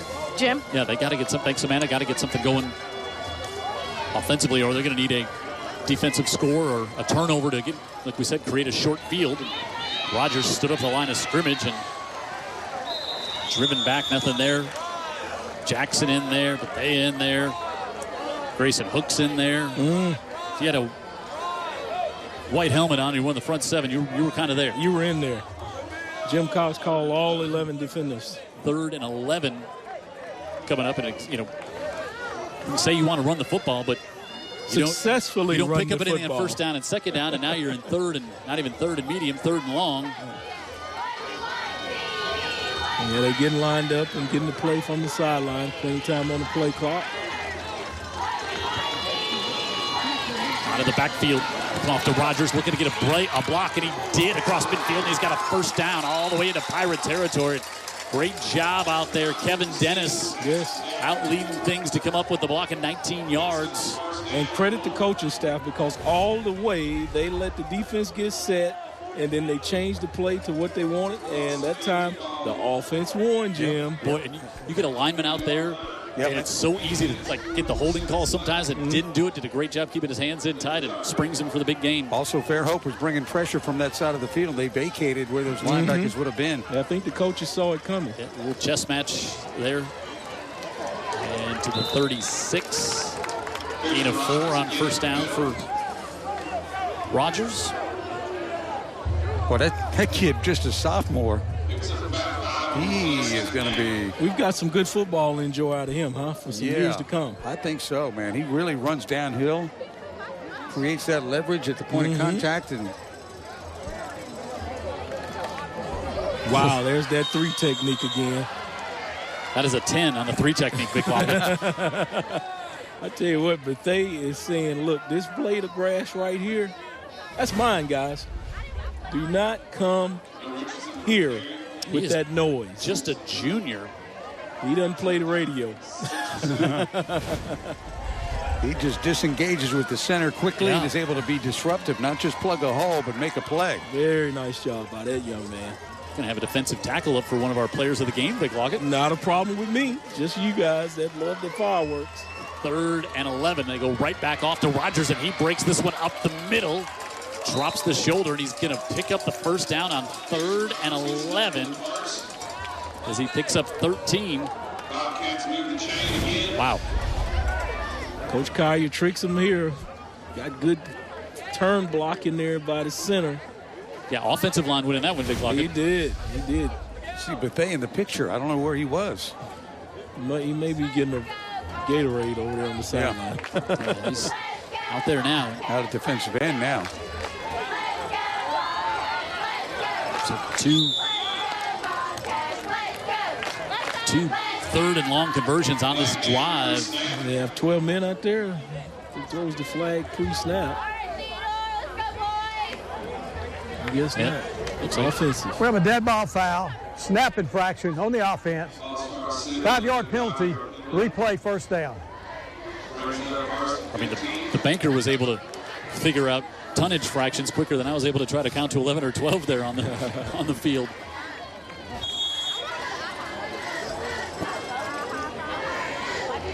First and 15, and back outside the 30-yard line. And no offensive scores in this game. The Theodore score came out of pick 6 by Moines Kennedy. Rogers chased down by who? Yeah, from the backside. Tell you what, that young man there is putting together a film tonight. He's putting together a tape he needs to send to all universities. Against a big offensive line as well. It's not doing this against inferior talent. Look at that, in the backfield and runs. High motor. Yeah, when the play didn't come to him, he kept digging until he got to the play. I'll come to you. Huh? Yeah. He makes house calls. Yeah, he did right there. And then a lot of talent and a lot of want to. Right back. Inside the 25. I mean, 51 is involved in every play, so we'll take a timeout, and third down coming up here for the Bobcats. 5:49 to go. Still 7-0 Theodore in a 7A Region 1 matchup tonight on Friday Night Rivals, brought to you by Andy Citron Injury Attorneys and presented by Alabama Power.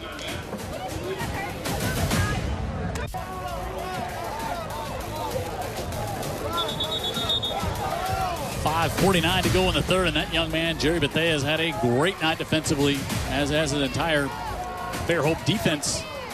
Jim Cox, Dan Brennan, Vic Lockett, been pretty good tonight, too. Amanda Booz on the sideline. She's been spectacular. David Sharp, our status. And Jared Keyhouse and our entire crew here in Theodore tonight. 3rd and 9 for the Bobcats. Moore rolling out, pressure from the backside. Fires able to get it complete to Kennedy. Let's see where they mark this. Going to be just a smidge short, I believe. They converted 2 3rd and longs on this drive already, but it's going to bring up 4th and short for the Bobcats. Good play by Moore. Good throw. Stuck around right at the 19. So they're going to mark him out actually about 2 yards. That's going to be a full 3 yards short here. Now they'll load up the backfield. Chandler Randler in there. Rogers. Powerful formation. They give it off to Rogers on the left side, and he's got the first down inside the 15 to all the way down to the 11. And 4th down conversion for the Bobcats. You know, I don't know anything, but Rogers, you know, he's running the ball, but it seems like he's a little bit gingerly when he kind of comes through there. It's a nice move behind the line. Just don't look 100%. Yeah, maybe banged up a little bit, but he's lowered the pads and leveled some people too. He has. And just hadn't made that strong cut to some of the daylight that I do see out there. Fairhope didn't. Well, you know, you hate to use those timeouts, but Fairhope, I think it was a personnel grouping they did not like there. Okay. Decided to say, hey, let's not give up a touchdown. Yeah. Came up with the timeout. So, trivia question.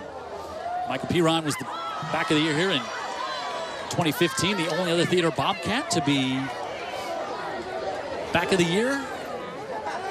Back in 2000, Ramon Nelson, remember him? Went to play at Samford and now goes by Ray Nelson. He's the head coach up at Satsuma now, but 3,200 yards and 29 touchdowns through the air as the quarterback. Nice. Okay, but if he graduated in 2000, I don't think we saw him because he would have played in 99. His last year would have been 99. So the trivia question, I guess, wasn't always totally about our TV. We were trying to give him, but I thought we saw. But I did meet Ramon because hosting the 1st and 10 club. Yep. He came out and was honored there.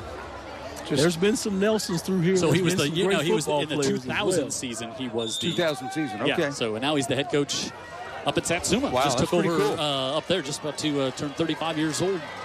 And the great player here is another great player to be is Rogers, and he's all the way down inside the 5 and 1st and goal now. First time we've had either team this deep. And well, you know, the guy that's tippy-toeing around looked like Herschel Walker right there. Well, I don't want to say he's tipping. I'll get ahead, and he's in for the score here. And he's protecting something. Yeah, I think the guy runs hard. Maybe he doesn't make a break that you're looking for, but he doesn't avoid contact. He does not, because he knows he's the load and he's bringing it. 6th touchdown of the year for the sophomore, and I think that's what Coach Collier loves seeing on that drive. Absolutely. They did come up with what the doctor called for. 3rd and long, but that was a steady dose of the sophomore. And there weren't big chunks. They had to methodically drive that ball down the field to get the first offensive touchdown of the game. Some good play calling along the way as well. And the PAT is good, and now Theodore extends their lead to 2 scores, 14-0. They have the lead over Fairhope, 4:52 to go in the 3rd.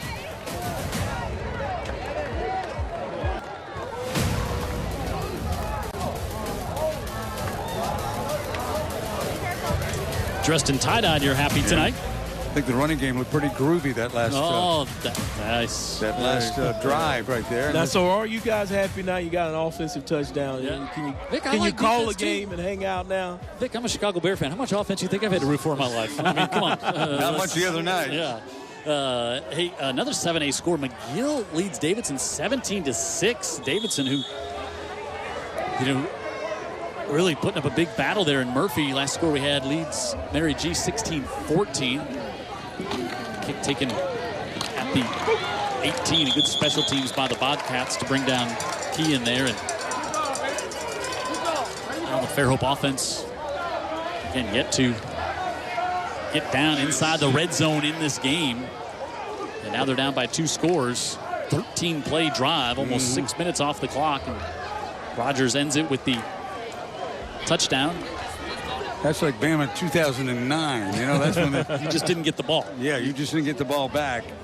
And I think that's A-OK for Eric Collier. And you heard him tell Amanda, he's like, we don't want to ask Gavin Moore to have to do a whole lot here in the second half. Our defense is playing great. Just help us go out there and run the football.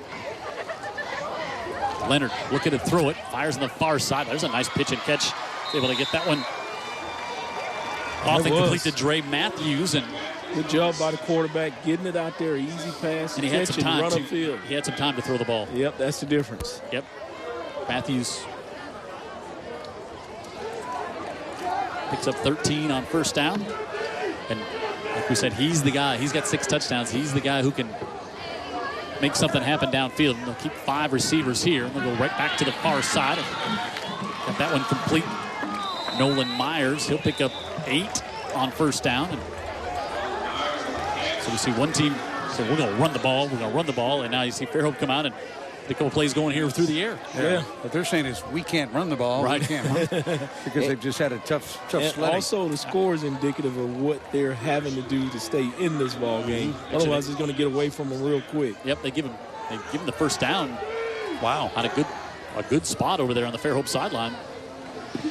Leonard over the middle, and that one's incomplete. They had pressure coming and trying to get it back to Keon. They would see that crossing route again. They was. I'll tell you one thing. Nobody was open that time. I was looking at that defensive backfield. They brought one. And you got linebackers covering man-to-man. Yeah, that was Timms, who's, he's a big, quick linebacker covering the speedy Keon out of the backfield. Yeah, they look good on that one. And just the execution by them to, pick their man up and stay with them. Pretty exceptional on the high school level. They'll bring Keon back in the backfield. They'll drop it to him, and he'll drop it as well. Didn't have a lot in front of him if he held onto that one. Yep. Theodore is doing really well executing their defense, being where they're supposed to be, picking up the men that come in their zone or just playing man-to-man and staying in the hip pockets of the offensive players.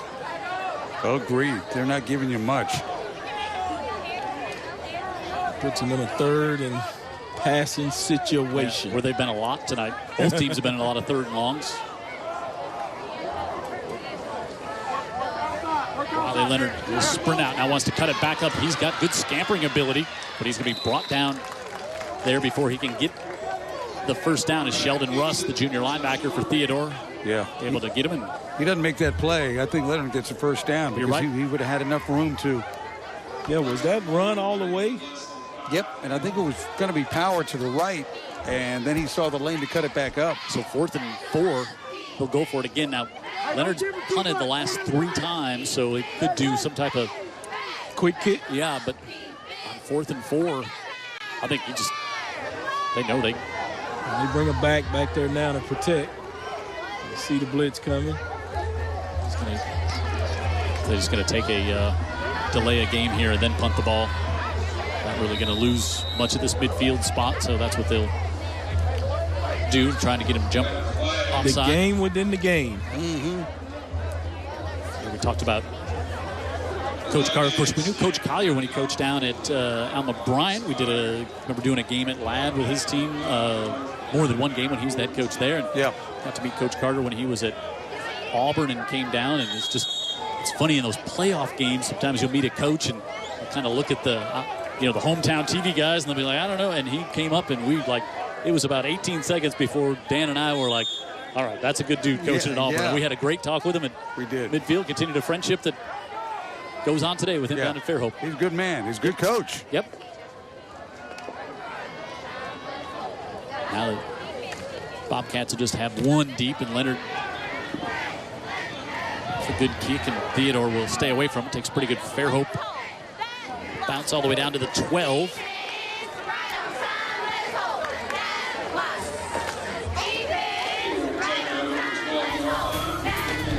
Friday Night Rivals, brought to you every week by, without him, we couldn't turn the lights on here at the stadium. We couldn't have any tenders. Right. We couldn't. I guess that's right, Big Lockett. So Alabama Power. You got to see how to cook. Yeah, Alabama Power, proud to be a part of high school football, and we thank them for being a part of Friday Night Rivals here on UTV 44. Whenever the power's out, I start having a closer relationship with my fridge. You should keep it shut, Vic. That's kind of the key, Vic, because you want to. No, I open it and start cooking it up, the stuff in there on the gas. Kirsten Rogers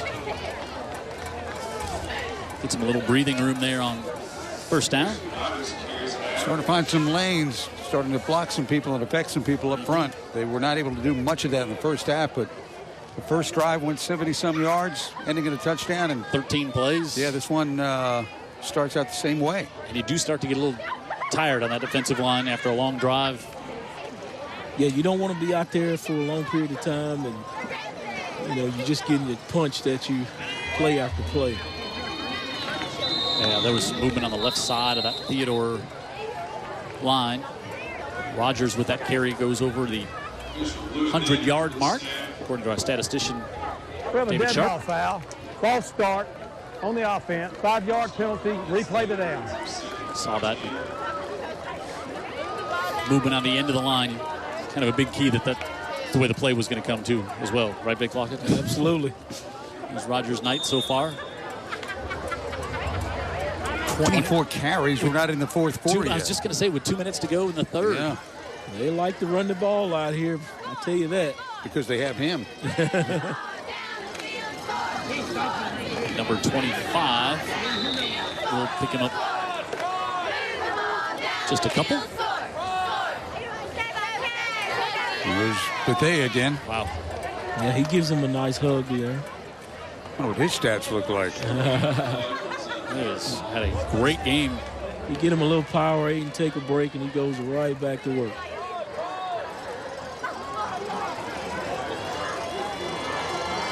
Trent Spaller, a sophomore, in there on defensive end now for the Pirates as well. Changing the play from the coach from the sideline, see if he's executing. Moore rolls out, looking to throw. Now he's going to pull it down. He's getting chased by Bethea. Good decision by the quarterback. Yep. Nobody open downfield. Had everything overloaded to the near side, and so once he got a little grass in front of him over there, he's able to convert. Yeah, the coaches wanted a little bootleg and had something going there, and no crossing route coming over there to help him out, so he just decided to pick it up himself. Bethea was trying to help Grayson Hooks make the tackle there. His own teammate give him a shove to try to get him closer to the quarterback. Yeah, you get him. Yeah. So they convert as we're inside a minute. Is that teamwork or what? Bethea's like, clearly I've done enough tonight. Right. The last thing I want to be doing is chasing Gavin Moore off to the wide side of the field. Right.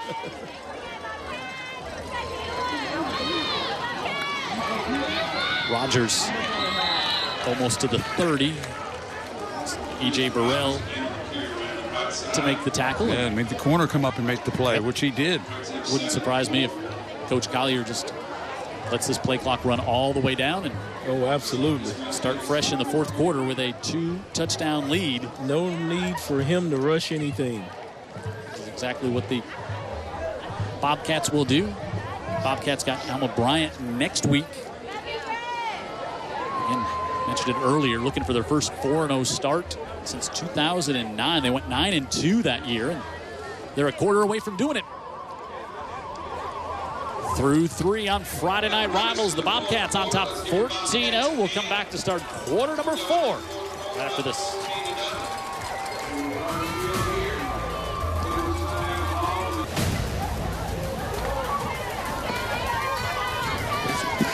Bobcat cheerleaders bit of a cheer a lot defensively, and then offensively have a cheer for a touchdown as well as the Metal Roofing Center Supply raised the roof cam.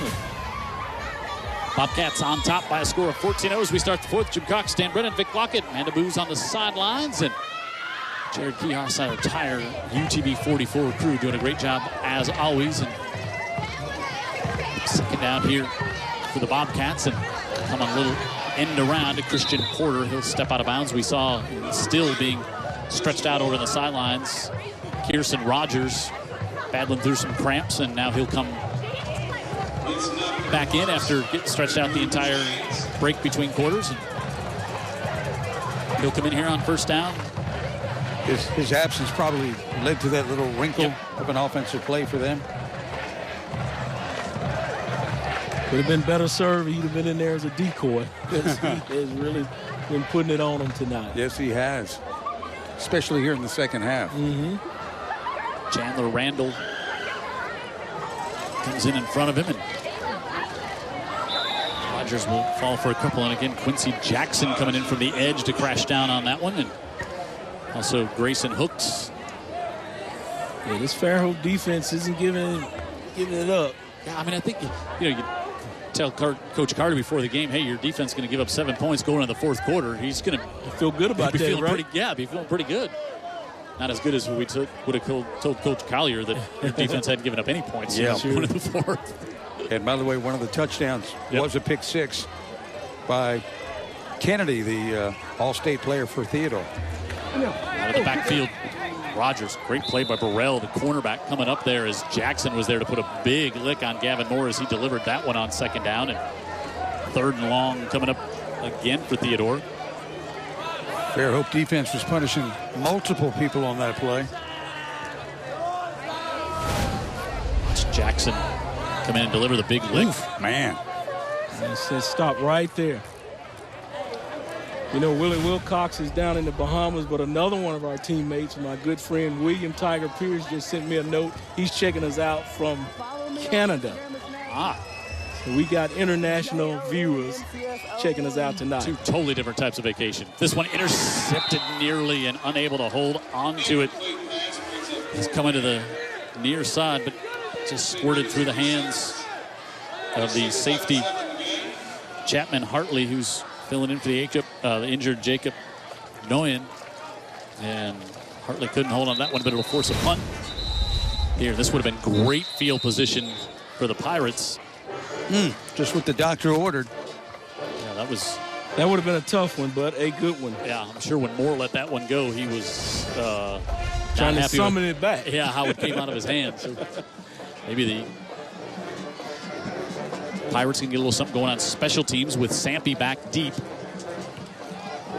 A good kick. Sampe will fair catch it. The 37-yard line. Down to 10-20 remaining in this one. Our Scholastic athletes this week. Let's start on the Fairhope side. Austin Bassard, 4.24 GPA. Saw him out there on the play on special teams, National Honor Society, first priority club leader, captain of the FCA, and he's going to Auburn to study my old major, aerospace engineering.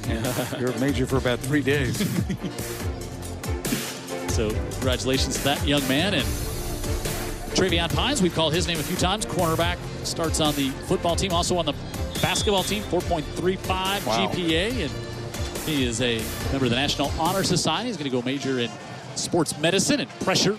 And Riley Leonard now shows a little of that athleticism, and that's a great play just to save a bunch of yardage to get away from the sack and get that one thrown away. Kept his eyes downfield looking for a receiver, just nobody open. Got a flag way downfield.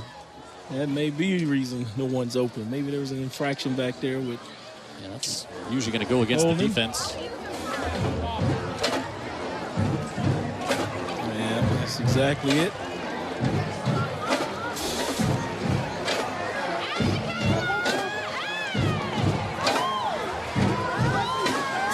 stay first down, but they'll walk this one off.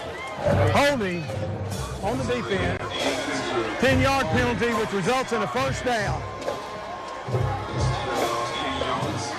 One of our regular viewers wanted me to remind you guys from Sunday. She said she's been watching, and a little secret, she turned 85. Oh, in Miss September. Millie. Miss Millie. Oh, happy 85th birthday, Miss Millie. Trying to set up the screen, able to get this one off, and Keon caught and wrapped up from behind. Great defensive play again by Michael Timms. Well, Theodore's got a lot of athletes on defense. And they're running, aren't they? They are running, Does this one look good? When Leonard let this one go, you think, It okay. did, yeah. You thought it had promise, didn't you? Yeah. I mean, I thought that was great execution by both fences, the off and the defense, and defense stopped it there with that young man's talent there. Slashed through the pile and got to the ball. You know, that's the thing now, Dan. They like people on defense that can run. You don't have these big old slouchy guys like myself that are just first down and second down. Leonard, especially. Keon's going to have the first down, and he drops the shoulder into Kennedy. You got to be able to run to keep up with these triple offenses that come out with trips there. You know, every down, run and shoot, and just can't just come in there and play in the box. And Jim loves it. Yep. Yeah, that's why a linebacker that can run like Kennedy's getting so much attention. Absolutely. As opposed to a thumper, you know, just a few years ago would have been somebody that might be interested in. Kirby Smart is not letting you come to Georgia and play defense unless you can run. I can tell you that. 3 minutes gone by in the fourth. Fairhope down by 2 scores and on the move here inside the 40. Leonard again out of the backfield. And Kennedy will force Keon out of bounds, but he'll pick up a handful there. But again, just nothing downfield. Yeah. And you can see that he was looking to see if there was something there, and that little safety valve out of the backfield and picks up 4. And DeMoore Kennedy's right there to usher him out. That speed you're talking about. They've got really good team speed on defense. Talking about Theodore Bobcats. They make you earn it. Mm-hmm. I'm just glad Bama beat Kirby Smart to that one, DeMoore Kennedy. Leonard, the middle of the field, that went too high, and Sampy couldn't pull that one down, and he was covered pretty well. So, but Leonard got that one there quickly, and Sampy couldn't pull it down. He's going to see the red and black in his dreams tonight. Perhaps he will. Leonard just has been pressured all night, Jim. Nothing's come easy. Not clean viewing lanes to throw the ball either. Not many clean viewing lanes or pockets. And then if you think and when he does complete it, and you think it's going to be something promising, the defense jumps up there and just shuts it down. Yep. 3rd and 6. 2 down territory as we've seen tonight for Fairhope here. Give it off, and we'll find out if that's the case, as Keon only gets a couple. Yeah, they've never really gotten Keon going at all. No. Give him maybe 1 here, so 4th and 5 coming up at the 33. Well, they've got 4 good linebackers, you know? They Russ, do. Malone, They really do. Timms, and of course Kennedy's the one everybody's talking about. He's the flagship. They can all fly and play. Coach Carter's going to take a timeout, his second of the second half, so he's only going to have 1 left here with 8:20 to go. And Malone in the middle there, he's the guy with the hard hat and the thunder with the lightning. Yeah, he is he's the guy that calls the defense. Yes.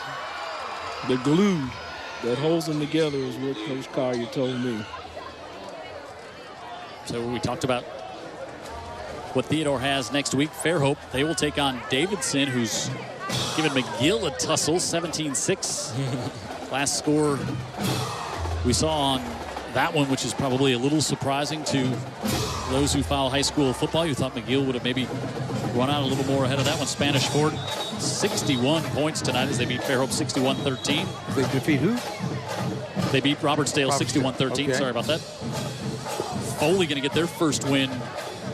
Looks like they lead the Hurricanes of Allen Bryant 23-12. Daphne 31-0 over BC Reign, and Blunt has scored 14 unanswered to come back and tie St. Paul's on Old Shell Road in a 6A matchup. But here we got 4th down and 5 for the Pirates. Leonard rolling out, looking, throws back across his body, and I didn't think he got it there Nope. either. Yeah, when he starts drifting to one side or the other, Theodore's starting to win and usually closes it out. And again, he was under pressure trying to make that throw. Absolutely. I was thinking if he was decisive enough, he might have just taken off, but no, he never really did have the corner there. Yeah, it looks like it from this angle, but not from that angle, right? You're right. You're right. And he really wasn't kind of in a running posture. He was really looking downfield. Yeah, he's trying to complete it. He's trying to get rid of it and get the first down and a completion, but Theodore's just been up to the task thus far. You know what? Gavin Moore's done a nice job tonight. Hasn't done anything to hurt his team. And I tell you what, I bet you that's what Coach Collier's asking. See Kirsten Rogers on the right side, and he's tripped up as he gets across the 30. Let's go back down to Amanda for an injury update. Amanda. Hey, Jim. I just wanted to talk really quickly. I had a chance to talk to Coach Carter about number 5, Kirk Liscombe. Now, Kirk was 170 pounds last year, but now he's 195, and he's a defensive end. And Coach told me the reason for this gain is he ate 5 sandwiches a day on top of the meals they served on campus because he wanted to compete, and now he has a commitment to Jackson State University. So I thought that was a cool story. Oh, that is really, and it's better than an injury report. Thank you, Amanda. It's exciting to hear about Kirk Lipscomb. And anytime you can talk about eating, that's a great conversation for me. Yeah, Lockett's up to 5 sandwiches a day, too. Absolutely. Rogers to the 40. Can I get on your scholarship, Dan, if I eat 6? Yeah, you would guess those were peanut butter sandwiches. Lots of protein to get loaded up there. Yeah, he's doing it right. I want lots of mustard and cheese. 3rd and 4 coming up here for the Bobcats as time now is going to become a little bit of a factor if you're Fairhope. Fairhope with 1 timeout, and Theodore also happy to let that play clock really wind down before snapping this one here on 3rd and 4 straight up at their own 40. You think they're trying to do a 7-minute drive? I've heard of 4 minutes. Low snap, and they give it off to Rogers. And the spot is going to be very close.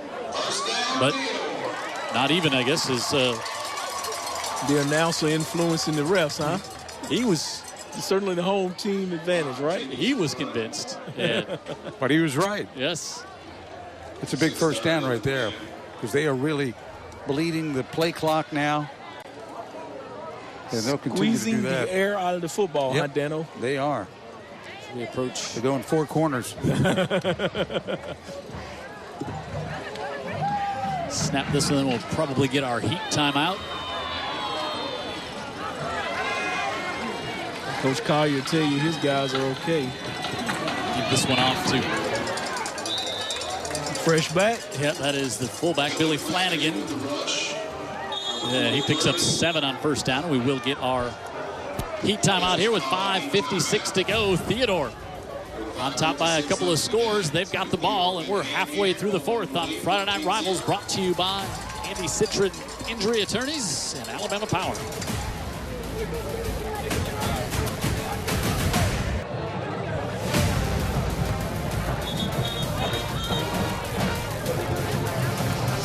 Jim Cox, Dan Brennan, Vic Lockett, Amanda Booz on the sideline, David Sharp, our statistician, and our spectacular, our scary good Friday Night Rivals crowd on Friday the 13th, led by Jared Kihas and his entire crew that gets out here early every Friday.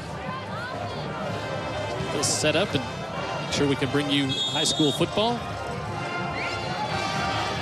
St. Paul's has regained the lead over Blunt, now 20-14 in that big 6A matchup on Old Shell Road. 2nd and short. Right back up the middle, and Flanagan with his biggest run of the year to the 32-yard line, and Thea chases him down, and 18-yard pickup for Billy Flanagan. Do not adjust your set. This kid right here got a heart, man. He loves playing football. He loves hitting people, and every now and then they're going to give him the football. And Billy Flanagan from Theodore, Alabama, There's a few kind of Billy Flanagans in your old neighborhood, right, Dan? Yeah, Brennan? man. Just like that. Yep. As Kirsten Rogers, the sophomore running back, was closing in on 30 carries. Well, that's cool for the whole team because they just all really like that kid and how hard he plays. Rogers comes back in and stays on his feet before he's brought down by Braxton Jordan. I'll give these backs credit, boy. They come up and make the play when they've got to. Yep. Burrell, Jordan, Banks. And with this guy coming downhill, there's times when you've got to come up and here's you get really tired of tackling somebody after 30 carries, right, Vic? Yeah, especially when he's pounding it on you and, you know, they're getting 3 and 4 a click, moving the sticks methodically down. Yeah, you start thinking about, okay, next week. Yeah. What movie I'm going to see tomorrow? This time it's Jameel Richardson. Also a defensive player, one of the safeties.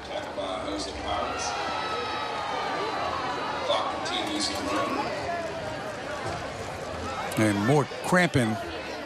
We've seen a little bit of that, but considering the heat, it looks like everybody hydrated pretty well, most everybody. And certainly it's the least we've seen through the 4 weeks. It is. When you start to develop the, a tolerance and knowing, the conditioning of the game.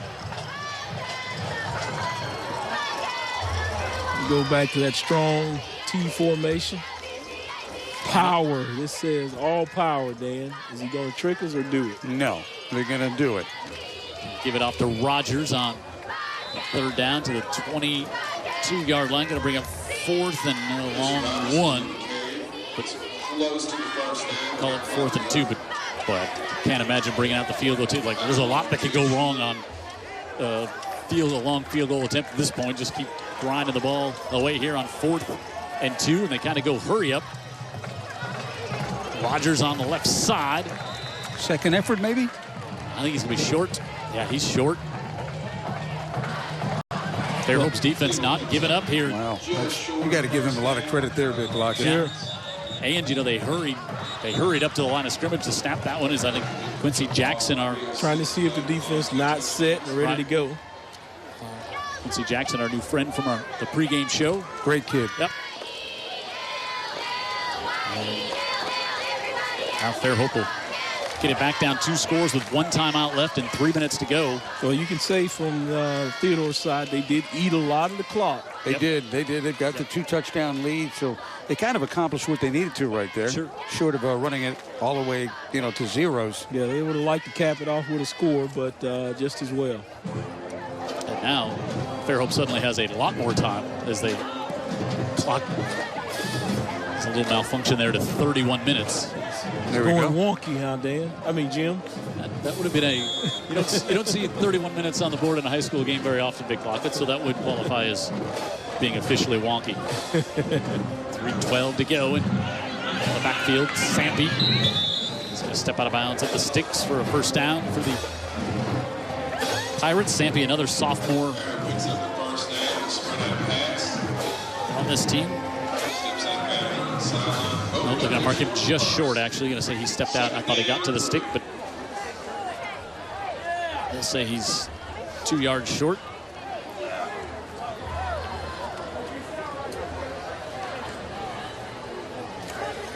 Riley Leonard with 5 receivers.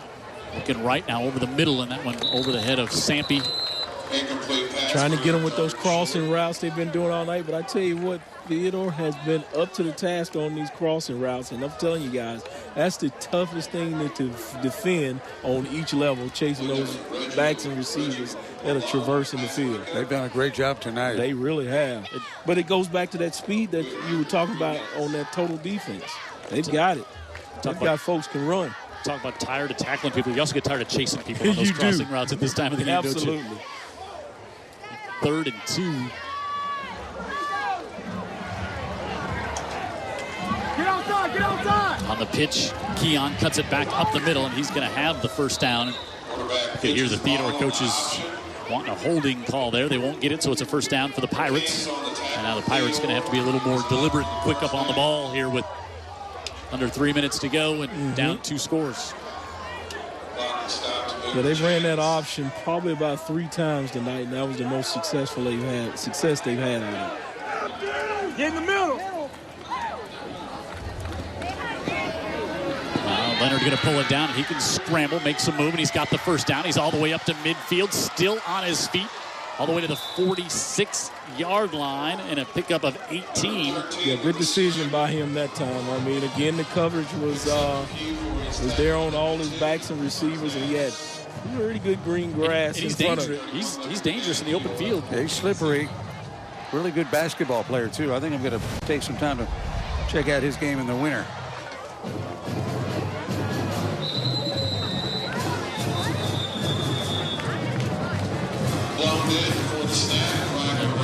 Pre-snap penalty here is dead ball foul. False start on the offense. 5-yard penalty. Replay, first down. I bet that's something Coach Carter's going to see get cleaned up before their game next week against Davidson. Yeah, he's got enough to talk about for sure. Like, no points out of the offense would be the first conversation. So defense wasn't horrible at all. No, not at all. Yeah, give him 7 points on the road. Leonard swings out of the backfield. Look at that speed. Gosh. Read it the whole way. Jamarius Brown. It's almost like even if they don't read it, they just recognize and get there.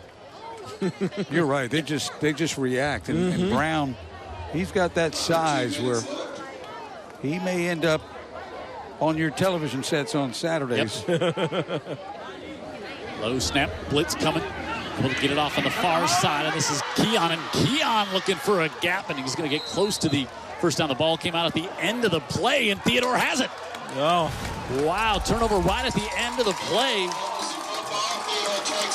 Let's watch here, see how it comes. Comes definitely out. Yeah, Travion forward too. Finds the Scholastic Athlete of the Week, using his smarts there to rip that one out. Yeah.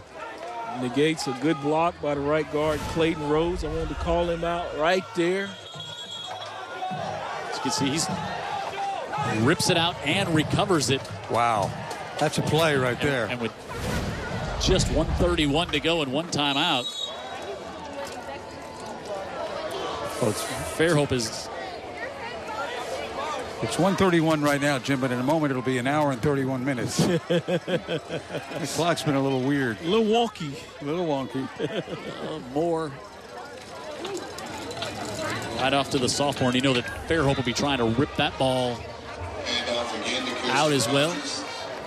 Rogers gets a couple. And you want to bleed this whole play clock now, which is 30 seconds. No gain there. You'd think if they could stop him here, then Coach Carter will take a timeout. But boy, you stop him and make him punt. You're gonna just not have any time left to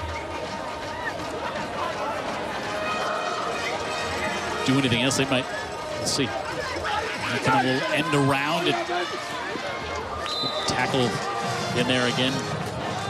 Bob Burrell, his quarter came around and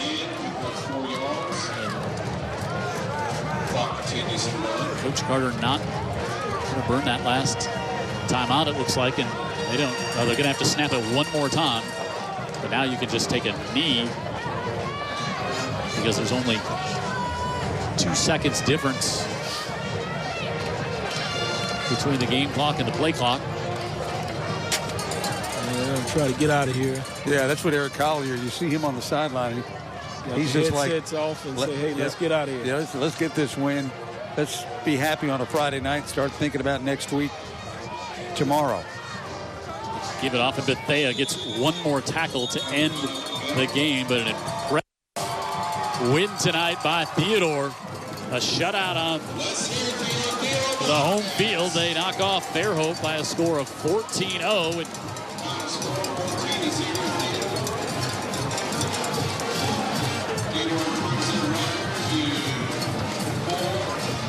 Good sportsmanship by both teams. Saying, hey, we'll get you next time. Good game.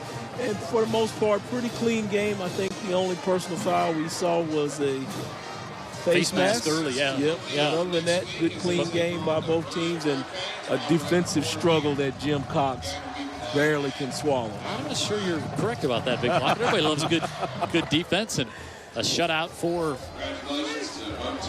Theodore, and their defense gets one of the two scores, and Fairhope's defense came over here and they played a great game as well. They did. They just offensively, they couldn't get anything going against the speed of this Theodore defense, and I think that's one of the big takeaways we're going to get from tonight's game. Yeah, and I think they've had some injury to some skilled people, and they're a little bit shallow of people who are going to threaten you on the outside or in the backfield right now. And a real young team. Remember? It's a young team, and that offensive line returned only one starter from a year ago. Talking about Fairhope, and you could see that tonight. You can.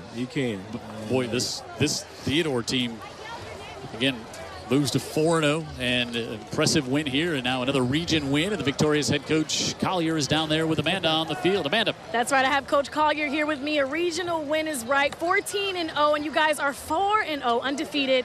What did this win mean for you tonight? It's a big win. I mean, Tim Carter does a heck of a job over there. They came in ready to play. They had an answer for our run game. And I'll be honest with you, we just went in half, and we challenged our kids. We say we're going to run the football. We say we're going to do this. Well, let's see if we can do it. And I'm proud of our guys. We went out and done it. You guys definitely did. Now talk to me about how your defense was able to shut down Fairhope's offense. Well, they just get after each other. They play hard. They make mistakes here and there, but at the end of the day, them jokers play hard. and they love playing. They love playing for each other. And that's what it's all about, is play together as a team. That's true. And one more question I want to ask you. I know it might be a little tough, but if you had to choose one MVP, who was your most valuable player in this game on your team? I think it'd be them 5 offensive linemen. I cheated on you. I said one, but I'll let you have that one. They're an amazing group. We challenged them at halftime, and we knew this. It was going to come down to our offensive line. And their defensive line can play.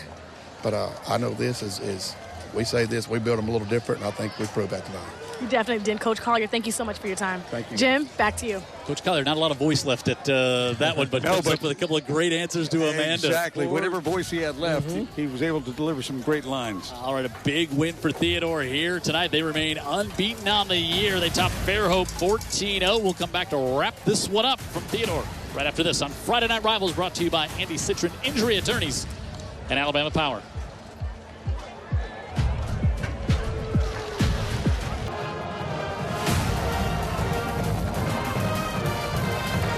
See our final score there. Theodore stays perfect on the year. They're now 4-0 and unbeaten in the region as well. Fairhope drops down to 1-3 on the year. And it just Jim Cox, Dan Brennan, Big Lockett, and I just talking about it, like the very impressive win here by Theodore. And I think Coach Collier, when he said challenged our offensive line, that's how they want to win games, not just tonight, but all year long here at Theodore, Big. Yeah, they've got the great defense, and they just needed really one series out of their offense. And they got that one series out of their offense to widen the margin and to complement the defense, I'm going to say, on the pick six.